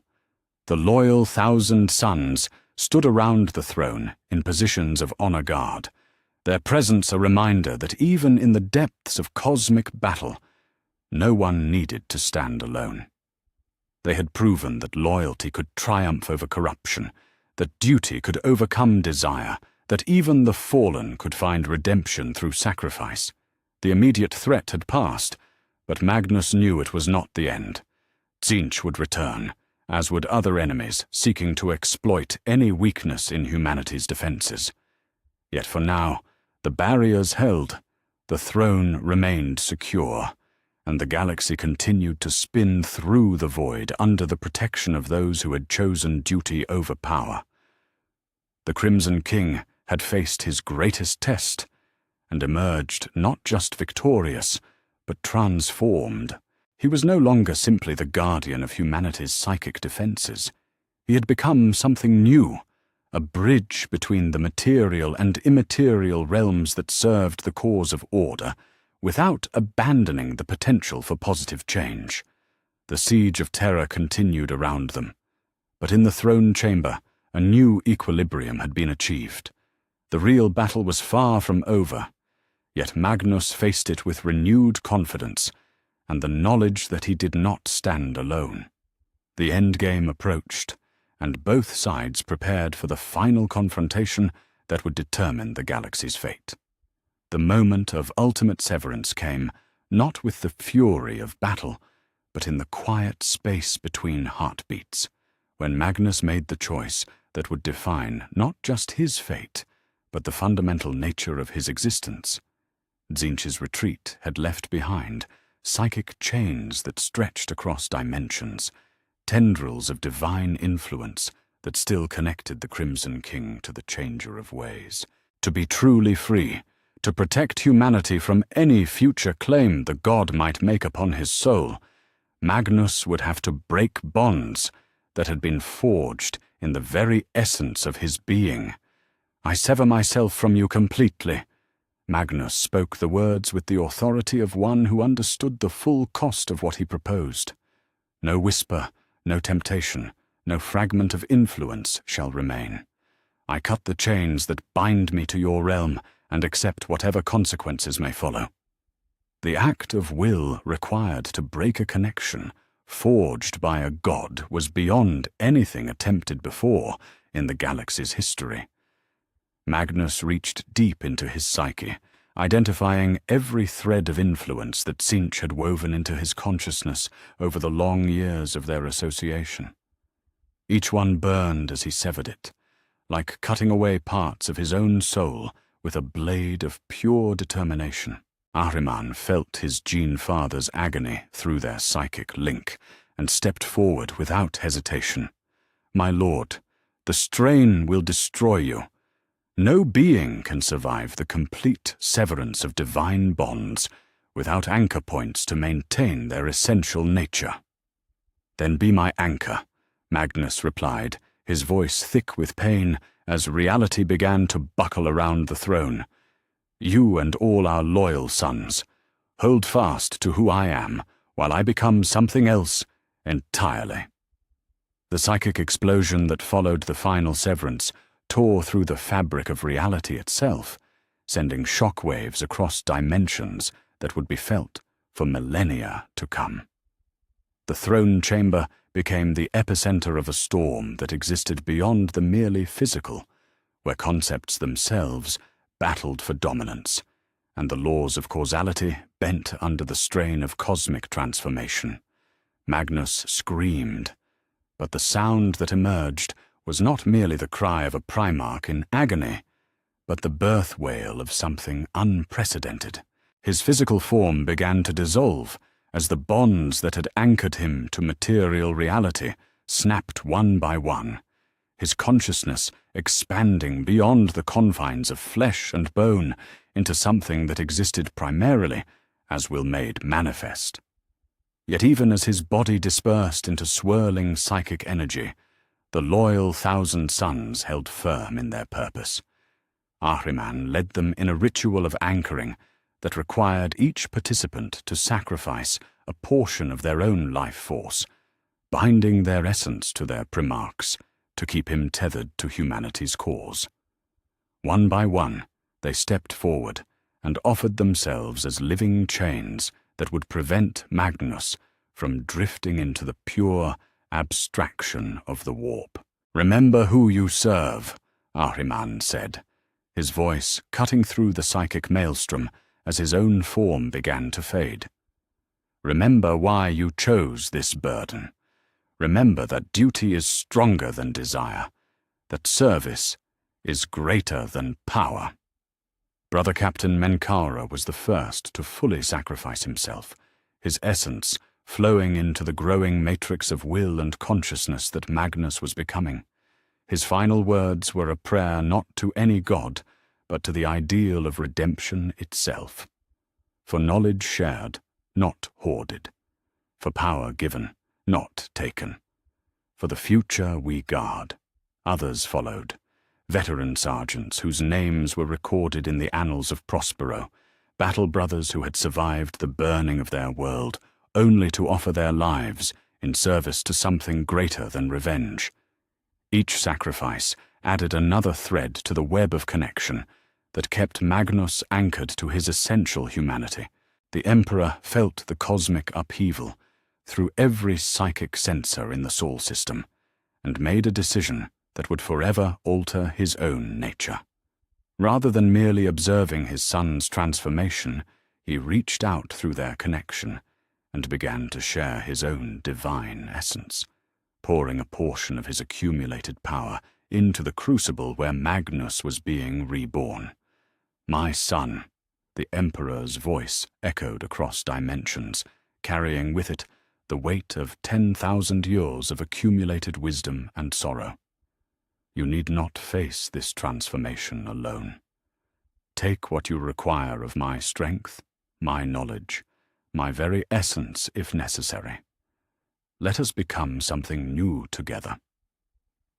The merging of their power created a feedback loop that transformed both beings in ways that had never been attempted before. The Emperor did not diminish as he shared his essence.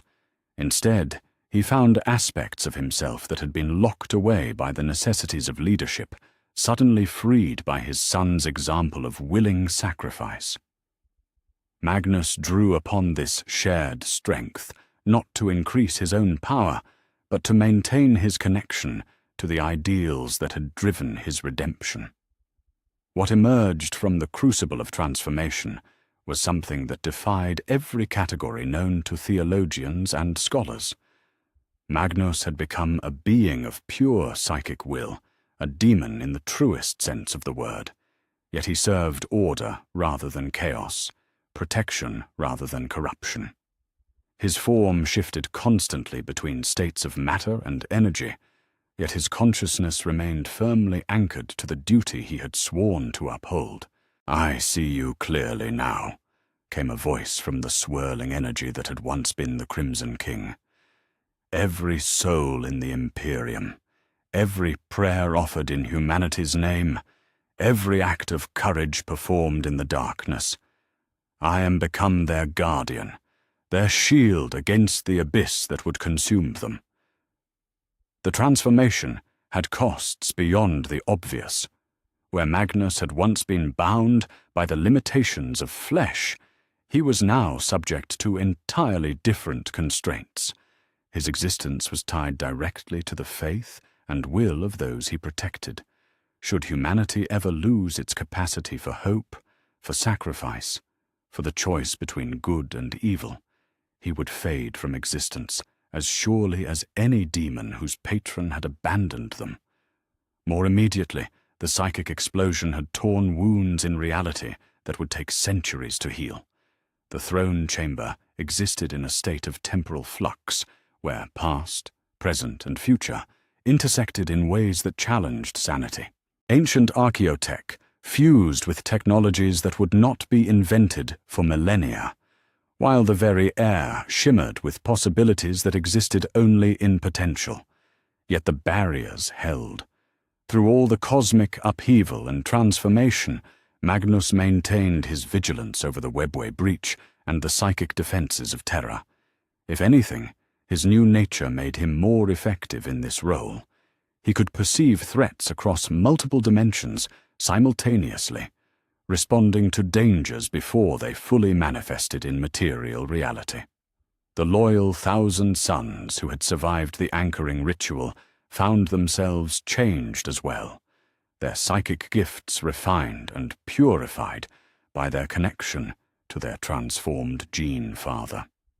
They had become living conduits for his will, able to channel aspects of his new nature while remaining fundamentally human. Through them, Magnus could act in the material realm without abandoning his post upon the throne. Ahriman stood at the center of this transformed brotherhood, his own essence stretched thin by the sacrifice he had made, but reinforced by the shared purpose that now bound them all. "We are no longer merely space marines," he observed, studying his hands as they flickered between flesh and pure psychic energy.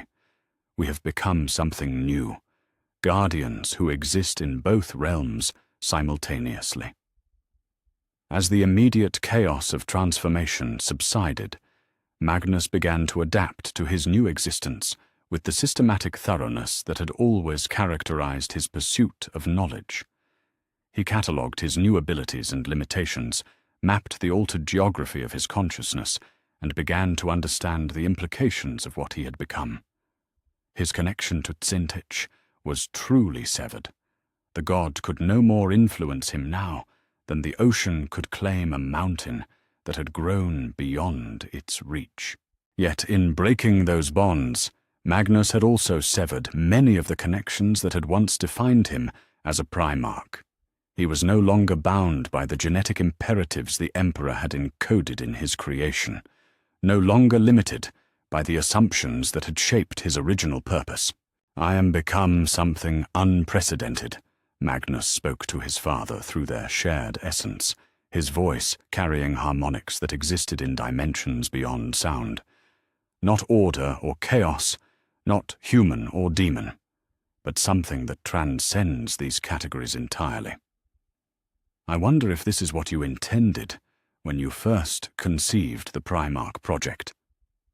The Emperor's response came weighted with the sorrow of one who had watched his greatest creation transform into something beyond his direct control. "I intended you to be my son, Magnus. That at least has not changed. You are still the Crimson King, still the guardian of humanity's future. The form matters less than the heart that drives it." Through the palace's corridors, word spread of the throne chamber's transformation. Custodians reported fluctuations in reality that defied measurement, while tech priests recorded machine spirit responses that suggested their most sacred equipment was in communion with entities beyond their understanding. Yet the defensive systems continued to function, the barriers remained intact, and the flow of tactical information that guided Terra's defense never wavered. Rogel Dawn entered the transformed chamber with the careful steps of one who recognized that he walked in a place where the normal rules no longer applied. His pragmatic mind struggled to process what he witnessed, walls that existed in multiple time periods simultaneously, air that carried whispers from across the galaxy, and at the center of it all, a figure that blazed with power beyond any Primarch's design, yet spoke with his brother's voice. "Magnus," Dawn said simply, his usual tactical briefing reduced to the essentials by the magnitude of what he witnessed. "Horus's main fleet will reach Terra's orbital defenses within 6 hours. Can you still coordinate our response?" The answer came not in words, but in a sudden clarity that filled Dawn's consciousness. Tactical assessments of unprecedented accuracy, real-time intelligence from across the Sol system, strategic options that took into account variables the Praetorian had not even considered. Magnus's transformation had not diminished his ability to serve Terra's defense. It had elevated that service to cosmic levels. "I am more ready than I have ever been." Magnus's voice carried the certainty of one who could perceive the flow of battle across dimensions. "Let Horus come. Let all the forces of chaos throw themselves against Terra's walls. They will find their enemy transformed beyond their ability to comprehend or counter." The price of victory was clear now. Magnus had become something that existed beyond the normal categories of existence, anchored to humanity by bonds of sacrifice, and will rather than genetics and purpose. He was no longer simply the Emperor's son or the guardian of the throne, but something new, a loyal demon of order, a being of pure psychic will, dedicated to the protection of human potential. The final battle approached, and Terra prepared to face its enemies with a defender unlike any the galaxy had ever known. Magnus the Red was dead, transformed in the crucible of cosmic will. In his place stood something unprecedented, a guardian who could walk between realms, who served neither order nor chaos exclusively, but the higher principle that both served when properly balanced. The Crimson King had become the eternal guardian, and through his sacrifice, humanity had gained a protector who would endure as long as the species retained its capacity for choice, for hope, for the fundamental dignity that made civilization worth preserving. The endgame was at hand, and Magnus faced it not as a Primarch bound by his creation, but as a being who had chosen his own nature through will and sacrifice. The Emperor of mankind had not walked the void between worlds for centuries, yet he stepped into the teleportarium chamber with the confidence of one who remembered when the galaxy was young and uncharted. His golden armor blazed with power that seemed to bend light itself around his perfect form, while the ancient weapon at his side hummed with energies that predated human civilization. Behind him marched the custodian guard in their finest panoply, each warrior a masterpiece of genetic engineering and tactical prowess. "The coordinates are locked, my lord," Captain General Valdor reported, his voice carrying across the chamber with military precision. "Direct translation to the Vengeful Spirit's command deck. The enemy vessel's Geller fields have been compromised by Lord Magnus's influence, allowing for precise materialization, despite their chaos corruption." The Emperor nodded, though his attention was focused on the psychic connection that linked him to his transformed son. Through that bond, he could feel Magnus's presence extending across the Sol system like a web of protective force, monitoring every ship, every battle, every soul that fought in humanity's name. Where once the Emperor would have been forced to divide his attention between offense and defense, now he could commit himself entirely to the coming confrontation. "Hold the line," he spoke, his words carrying across multiple dimensions to reach Magnus in the throne chamber. "Protect our forces, guide their movements, be their shield against the darkness. I go to end this war."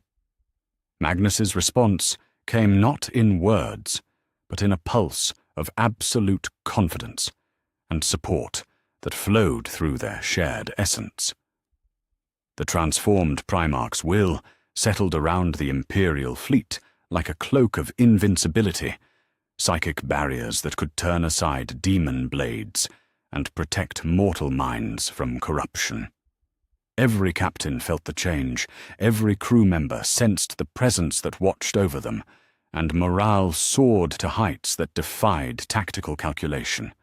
The teleportation flash was blinding in its intensity, a burst of pure energy that tore through the fabric of space-time itself. When the light faded, the Emperor stood upon the bridge of the Vengeful Spirit, with his custodians arrayed around him in perfect formation.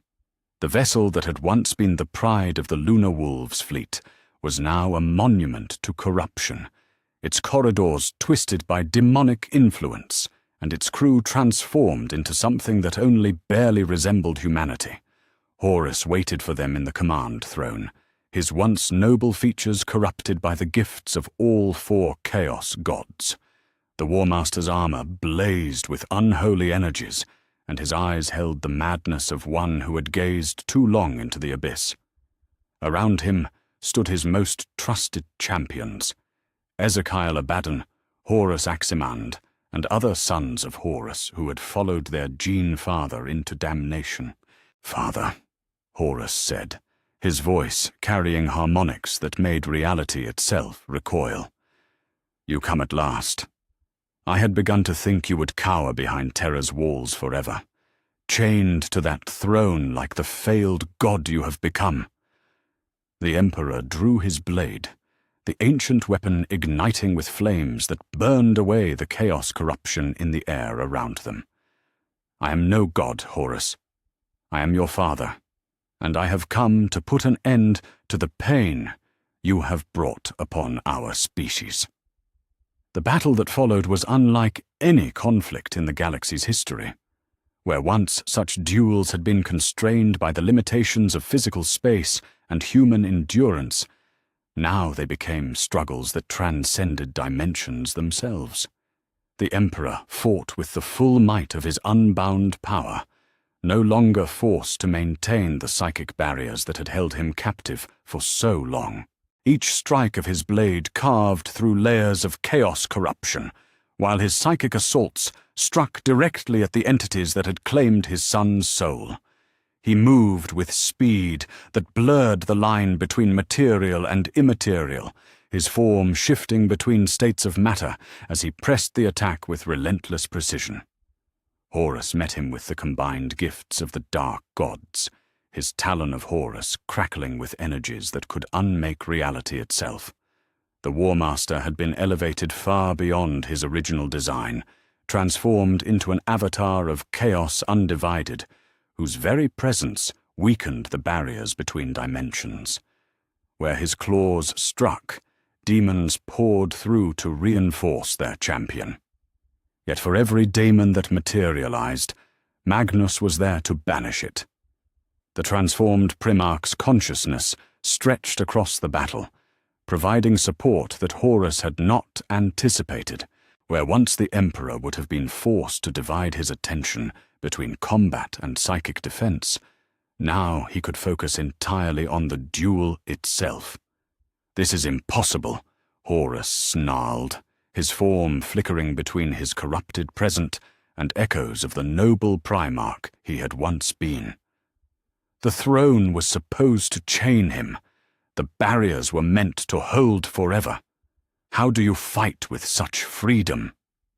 The Emperor's response came in the form of a psychic assault that drove Horus to his knees, layers of chaos corruption burning away under the onslaught of purifying force. "Because I am no longer alone, my son. Because one of my children chose duty over desire, sacrifice over power. Magnus holds the barriers so that I may stand here before you, free to act as a father should." Through the bond that connected them, Magnus felt every moment of the duel as if he stood beside his father, on the bridge of the enemy flagship. He guided Imperial fleet movements with unprecedented precision, coordinating attacks that pressed the traitor forces on multiple fronts simultaneously. Astartes boarding parties materialized in perfect positions, while Imperial Navy vessels struck with accuracy that seemed almost prophetic. The space around Terra became a three-dimensional chessboard, where Magnus held perfect information, and the Emperor wielded unmatched power. Traitor vessels found themselves outmaneuvered at every turn, their communications intercepted, their strategies anticipated, before they were fully formed. The tide of battle shifted decisively in the Imperium's favor for the first time since the heresy began. Aboard the vengeful spirit, Horus felt his certainty crumbling as the reality of his situation became clear. Every assumption he had built his rebellion upon, the Emperor's imprisonment, the Imperium's division, the inevitability of chaos victory, was proving false. His father fought with the freedom of one unbound, while his brother provided support that transcended conventional understanding. "You have lost, Horus," the Emperor said, his voice carrying the weight of absolute truth. "Not to my strength alone, but to the power of sacrifice willingly given. Magnus chose redemption over revenge, duty over desire. Through his choice, the galaxy gains a guardian, and I gain the freedom to end your rebellion." The War Master's response was a roar of rage that shattered reality around them, calling upon every pact he had made with the dark gods.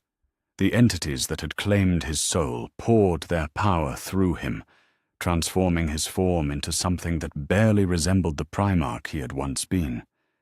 Yet even this ultimate corruption could not match the combined might of father and son, working in perfect harmony.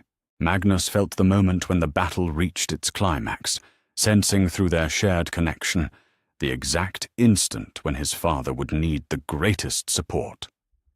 He reached across the void with power that transcended physical limitations, channeling the combined faith of every soul that prayed for the Emperor's victory directly into the duel itself. The psychic resonance that resulted was visible across the Sol system, a pillar of golden light that connected Terra to the vengeful spirit and blazed with intensity that could be seen from neighboring star systems. Within that light, the Emperor struck his final blow, not with blade or psychic force, but with the pure concept of paternal love made manifest. Horus screamed as the corruption that had claimed his soul burned away under the assault of unconditional forgiveness. For one moment, just one, he was the noble Primarch again, the War Master who had stood at his father's side during the Great Crusade, the son who had wanted nothing more than to make his gene sire proud. In that moment of clarity, he saw what his choices had cost, felt the weight of every betrayal and every death that had followed in their wake. "Father," he whispered, his voice carrying the anguish of genuine recognition. "What have I done? What have I become?" "You became lost, my son," the Emperor replied, gathering the broken form of his first-found Primarch in arms that blazed with healing light. "But even the lost can find their way home." Yet the victory came at a cost that would echo across the ages. The energies Horus had channeled in his final assault, the combined might of 4 Chaos gods, focused through a single vessel, had torn wounds in the Emperor's perfect form that defied even his regenerative abilities. Golden blood flowed from cuts that revealed depths of suffering no mortal frame should have been able to contain. Magnus felt his father's pain through their connection, sensing immediately the magnitude of the wounds that victory had required. The injuries were not merely physical, but spiritual, cuts in the Emperor's very essence that would take millennia to heal. Yet even in his agony, the Emperor's first thought was for his transformed son. "Can you hold the throne alone?" the Emperor asked, his voice growing weaker as the adrenaline of battle faded and the true cost of victory became apparent. "The barriers will need constant attention while I recover, and the Imperium will need guidance that I may not be able to provide."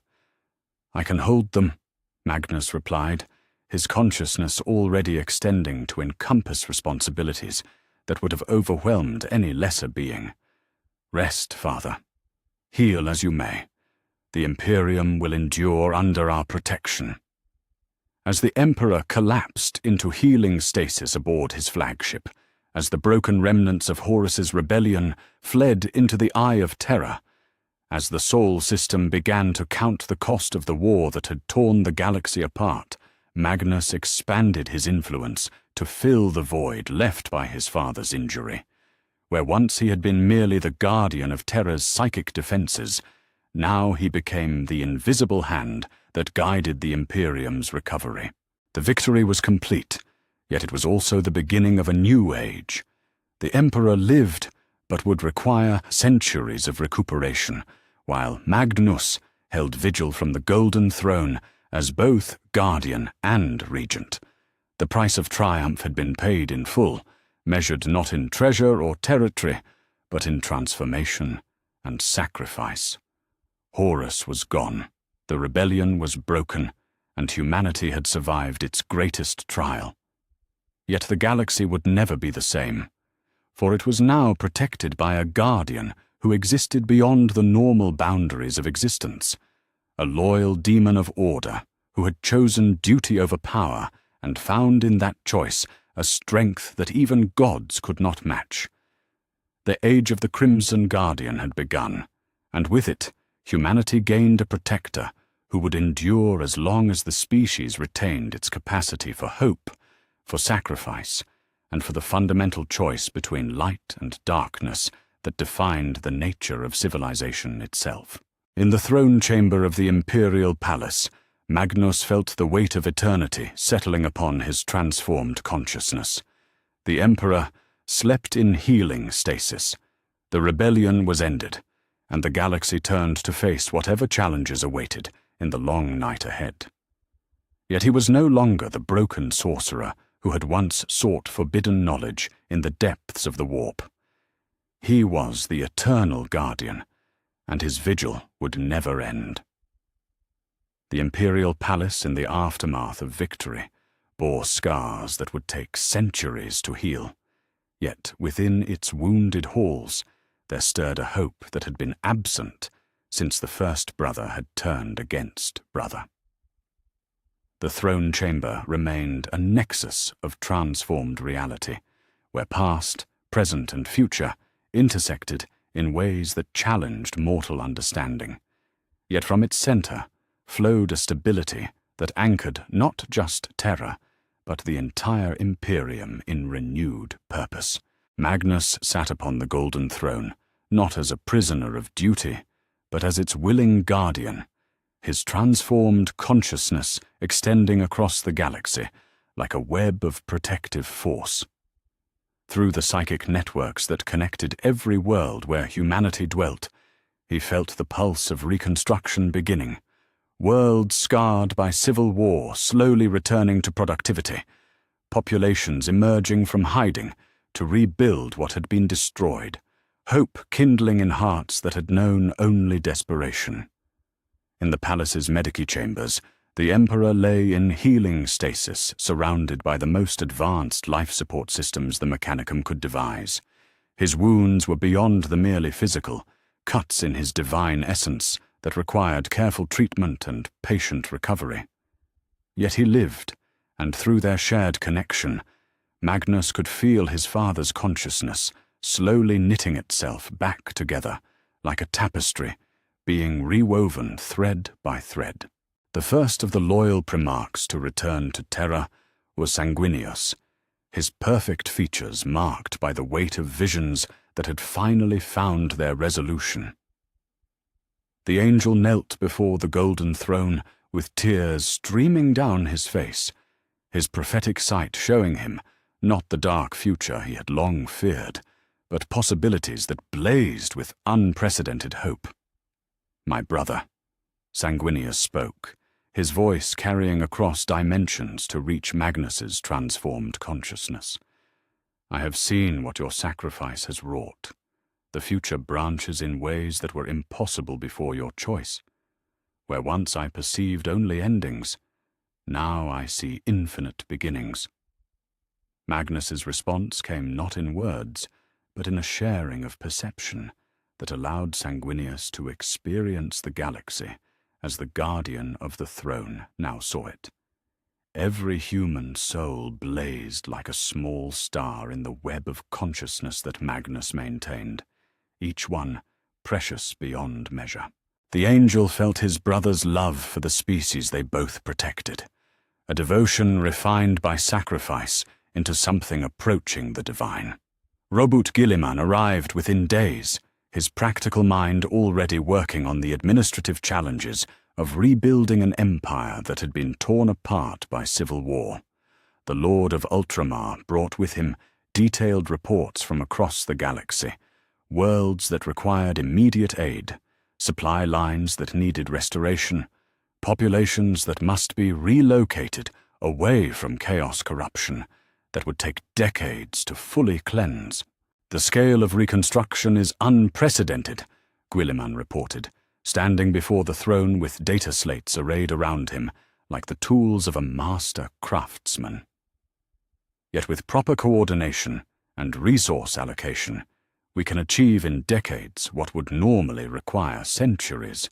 The question is whether we have the central authority to maintain such coordination. Magnus's answer came in the form of enhanced clarity that flowed through Guilliman's consciousness, tactical assessments, and strategic projections that took into account variables the Primarch had not even considered.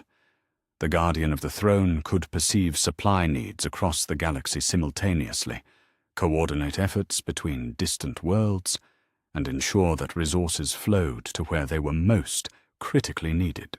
"I see," Guilliman said, his analytical mind processing the implications of his brother's expanded capabilities. "You have become not merely the protector of humanity, but its invisible administrator. Every decision can be optimized, every resource allocation perfected through your oversight." Yet it was Lion L. Johnson who raised the question that troubled them all. The Master of the Dark Angels had always been a creature of secrets and hidden knowledge, and he alone among the Primarchs seemed to truly understand the cost of what Magnus had become. "You are eternal now," the Lion observed, his pale eyes studying the figure upon the throne with something approaching sorrow. "Bound not by flesh but by duty itself. What happens to you if humanity no longer needs protection? What becomes of the Guardian when there is nothing left to guard?" The question hung in the transformed air of the throne chamber, like a blade suspended over all their hopes. Magnus felt the weight of eternity in his brother's words, the understanding that his sacrifice was not merely for the current crisis, but for all the challenges that would come after.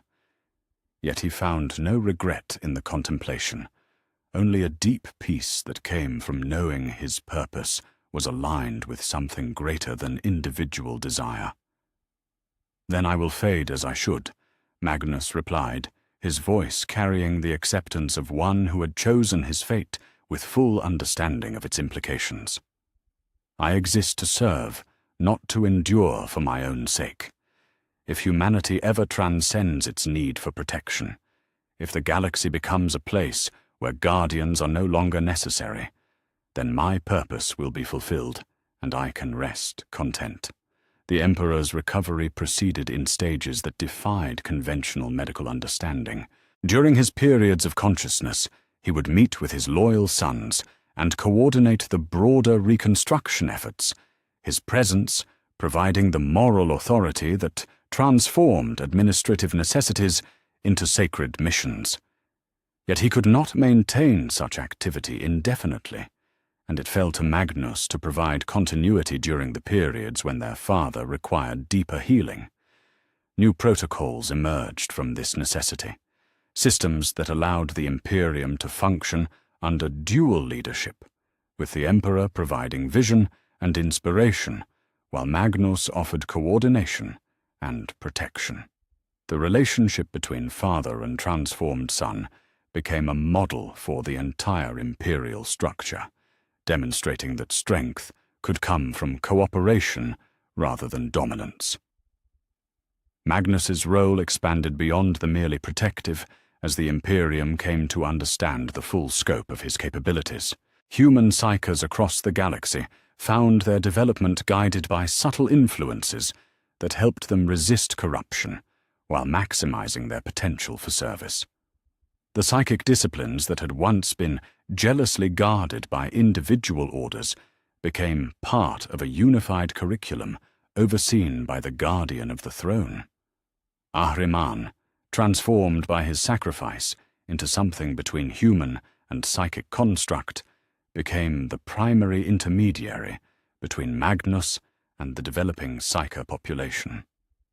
Through him, the Guardian's wisdom flowed to training academies across the galaxy, ensuring that future generations would understand that psychic power was a tool for protection rather than dominion. "We are creating something unprecedented," Ahriman observed during one of his regular reports to the throne chamber. "A population of psychers who understand from the beginning that their gifts come with obligations. The temptations that once led our Legion into corruption are being systematically addressed before they can take root. The reconstruction efforts themselves became a testament to the new order's effectiveness. Worlds that had been devastated by the heresy found their recovery proceeding at rates that astonished even the most optimistic projections. Resources flowed where they were needed most. Populations were relocated away from lingering chaos corruption, and the infrastructure of civilization was rebuilt with improvements that reflected hard-won wisdom about human nature and cosmic threats. Yet perhaps the most profound change was in the nature of hope itself.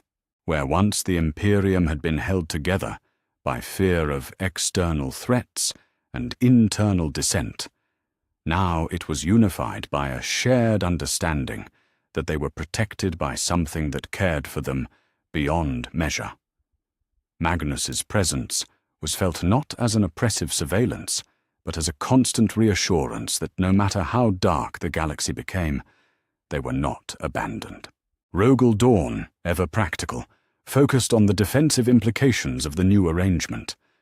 "The strategic situation has been fundamentally altered," he reported during a gathering of the loyal Primarchs, "with Magnus maintaining constant oversight and the Emperor free to act when needed. We can respond to threats before they fully develop. The reactive posture that characterized our previous defensive doctrine can be replaced with active intervention." The Iron Warriors' rebellion had been shattered along with Horus's main force, but Perturabo himself had escaped into the Eye of Terror, along with the other surviving traitor Primarchs. Magnus could sense them in the depths of the warp, plotting revenge and seeking new sources of power. Yet their threat had been fundamentally diminished by the changed cosmic balance.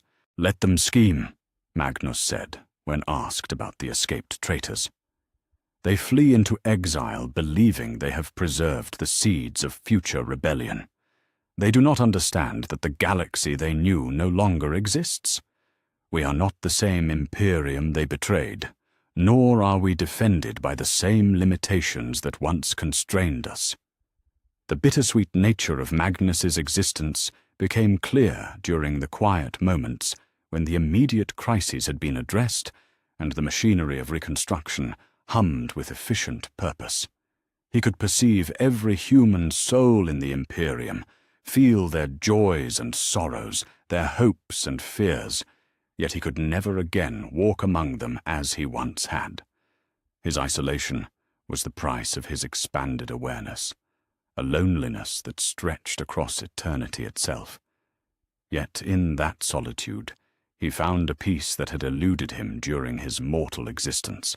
No longer driven by the scholar's hunger for forbidden knowledge, no longer tempted by the power that corruption offered, he had discovered that service itself was the greatest reward. Every life protected, every world saved, every moment of hope preserved in the darkness. These were the true treasures that made his sacrifice worthwhile. The loyal 1,000 sons who had survived their transformation served as living links between their gene father and the material realm, carrying aspects of his consciousness into the galaxy while maintaining their essential humanity. Through them, Magnus could act in the physical world when necessary, yet their independent will ensured that he did not become a tyrant through omnipresence. "We are his hands in the galaxy," one of the transformed Astartes explained to a gathering of Imperial commanders. "Yet we are not puppets dancing to his will. He guides but does not control, protects but does not dominate. In learning this balance, we have found what our Legion was always meant to become." As the first year after Horus's defeat drew to a close, the Imperium had achieved a stability that surpassed even the golden age of the Great Crusade. Worlds that had been lost to rebellion were brought back into the fold. Populations that had suffered under chaos rule were liberated and healed, and the infrastructure of interstellar civilization was rebuilt with improvements that reflected the lessons learned through suffering. Magnus felt each success like a personal vindication, proof that his choice had been correct despite its terrible cost. Yet he also understood that this was only the beginning. The galaxy remained a dangerous place where humanity's survival could never be taken for granted. His vigil would continue for as long as the species required protection, his consciousness expanding to meet whatever threats might emerge from the darkness between the stars. The new Imperium had been born not from conquest, but from sacrifice, not from domination, but from service. At its heart sat the Eternal Guardian, watching over humanity with love refined by duty and strength tempered by wisdom. The galaxy would never again be the same, for it was now defended by one who had chosen to become something beyond mortal limitations in service of an ideal greater than personal ambition. The age of rebuilding had begun, and with it, humanity stepped forward into a future that blazed with possibilities that had once seemed impossible. Magnus held his vigil, the Emperor slowly healed, and the galaxy turned toward whatever challenges awaited in the vast darkness of space, secure in the knowledge that they were protected by guardians who would never abandon their watch. 10,000 years had passed since Magnus the Red first took his place upon the Golden Throne, and in that vast expanse of time, the galaxy had become something that even his prophetic visions had not dared to imagine. The throne chamber existed now as a nexus where past, present, and future converged in harmonious balance, its transformed reality serving as a window through which the Crimson Guardian could perceive the full scope of what his sacrifice had wrought. The Imperium of the 40th millennium bore little resemblance to the desperate realm that had emerged from the ashes of the Horus heresy. Where once 1,000,000 worlds had cowered in darkness, now they blazed with the light of genuine civilization. Not merely the preservation of ancient knowledge, but the active pursuit of new understanding, guided by wisdom rather than reckless ambition. Technology had advanced beyond the crude maintenance of Dark Age relics to genuine innovation that served human flourishing rather than mere survival. Magnus felt each achievement like a personal vindication, every breakthrough in medicine or engineering flowing through the psychic networks he maintained to touch his consciousness with validation that his eternal vigil had been worthwhile. The scholars of the 40th millennium did not seek forbidden knowledge in the depths of the warp, but pursued understanding through careful observation and methodical research, their work protected by psychic barriers that prevented corruption while encouraging legitimate discovery. From his throne, Magnus could perceive the Emperor moving through the corridors of the palace with the vitality of one who had found purpose renewed through partnership rather than isolation. 10 millennia of active leadership had transformed the master of mankind from the distant god figure of necessity into something more approachable yet no less magnificent, a father who could visit his children rather than a prisoner chained by duty to a throne of suffering. "My son," the Emperor said, as he entered the throne chamber for their weekly communion, his perfect features showing no sign of the terrible wounds that had once brought him so close to death. The reports from the Segmentum solar show crop yields exceeding projections by 15%. The agricultural innovations developed on Ultramar have been successfully adapted to 17 different world types. Magnus smiled, though his transformed nature made the expression something beyond mere physical gesture. "I have watched the seeds grow," he replied, his consciousness touching the worlds in question to confirm what his father reported. "It brings me joy to see knowledge used for creation rather than destruction, wisdom applied to nurture life rather than study death." The conversation continued, as it had countless times over the millennia. father and son sharing observations about the realm they jointly protected. Yet there was an ease to their interaction, now that had been absent during the desperate years following the heresy. The Emperor no longer carried the weight of holding back chaos single-handedly, while Magnus had found in his eternal vigil a purpose that transcended the scholarly ambitions that had once driven him toward corruption. Through the palace's corridors, delegations from across the galaxy arrived to present their reports and receive guidance for the challenges that faced their worlds.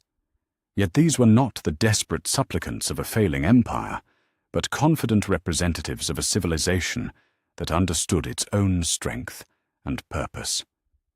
The Imperium of the 40th millennium governed through inspiration rather than terror, maintained order through understanding rather than ignorance.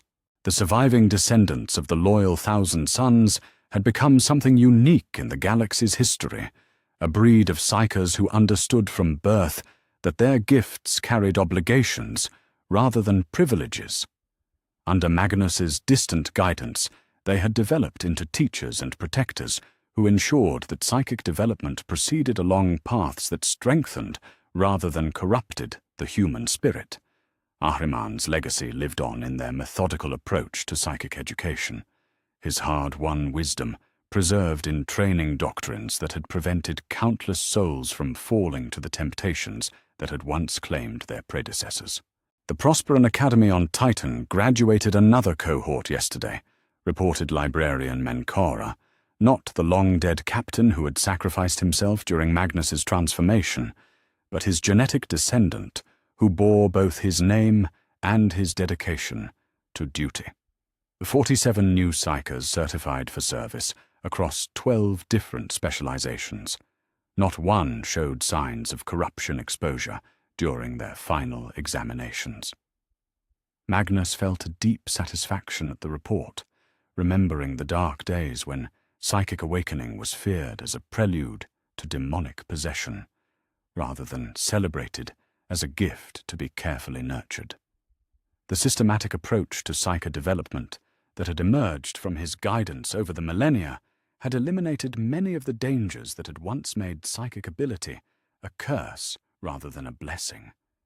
Yet perhaps the most profound change was in humanity's relationship with the warp itself. Where once the realm of souls had been seen as a source of madness and corruption to be feared above all else, now it was understood as a dimension that reflected human consciousness, dangerous when approached with ignorance or malice, but capable of serving noble purposes when engaged with wisdom and proper preparation. Magnus's own transformation had proven that beings of the warp need not serve chaos, that the immaterial realm could birth guardians as easily as destroyers.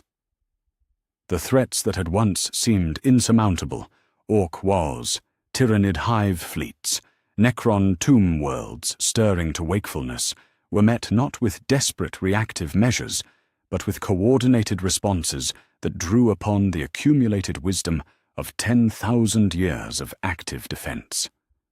Magnus could perceive these dangers as they developed, providing early warning that allowed the Imperium to respond before crises became catastrophes.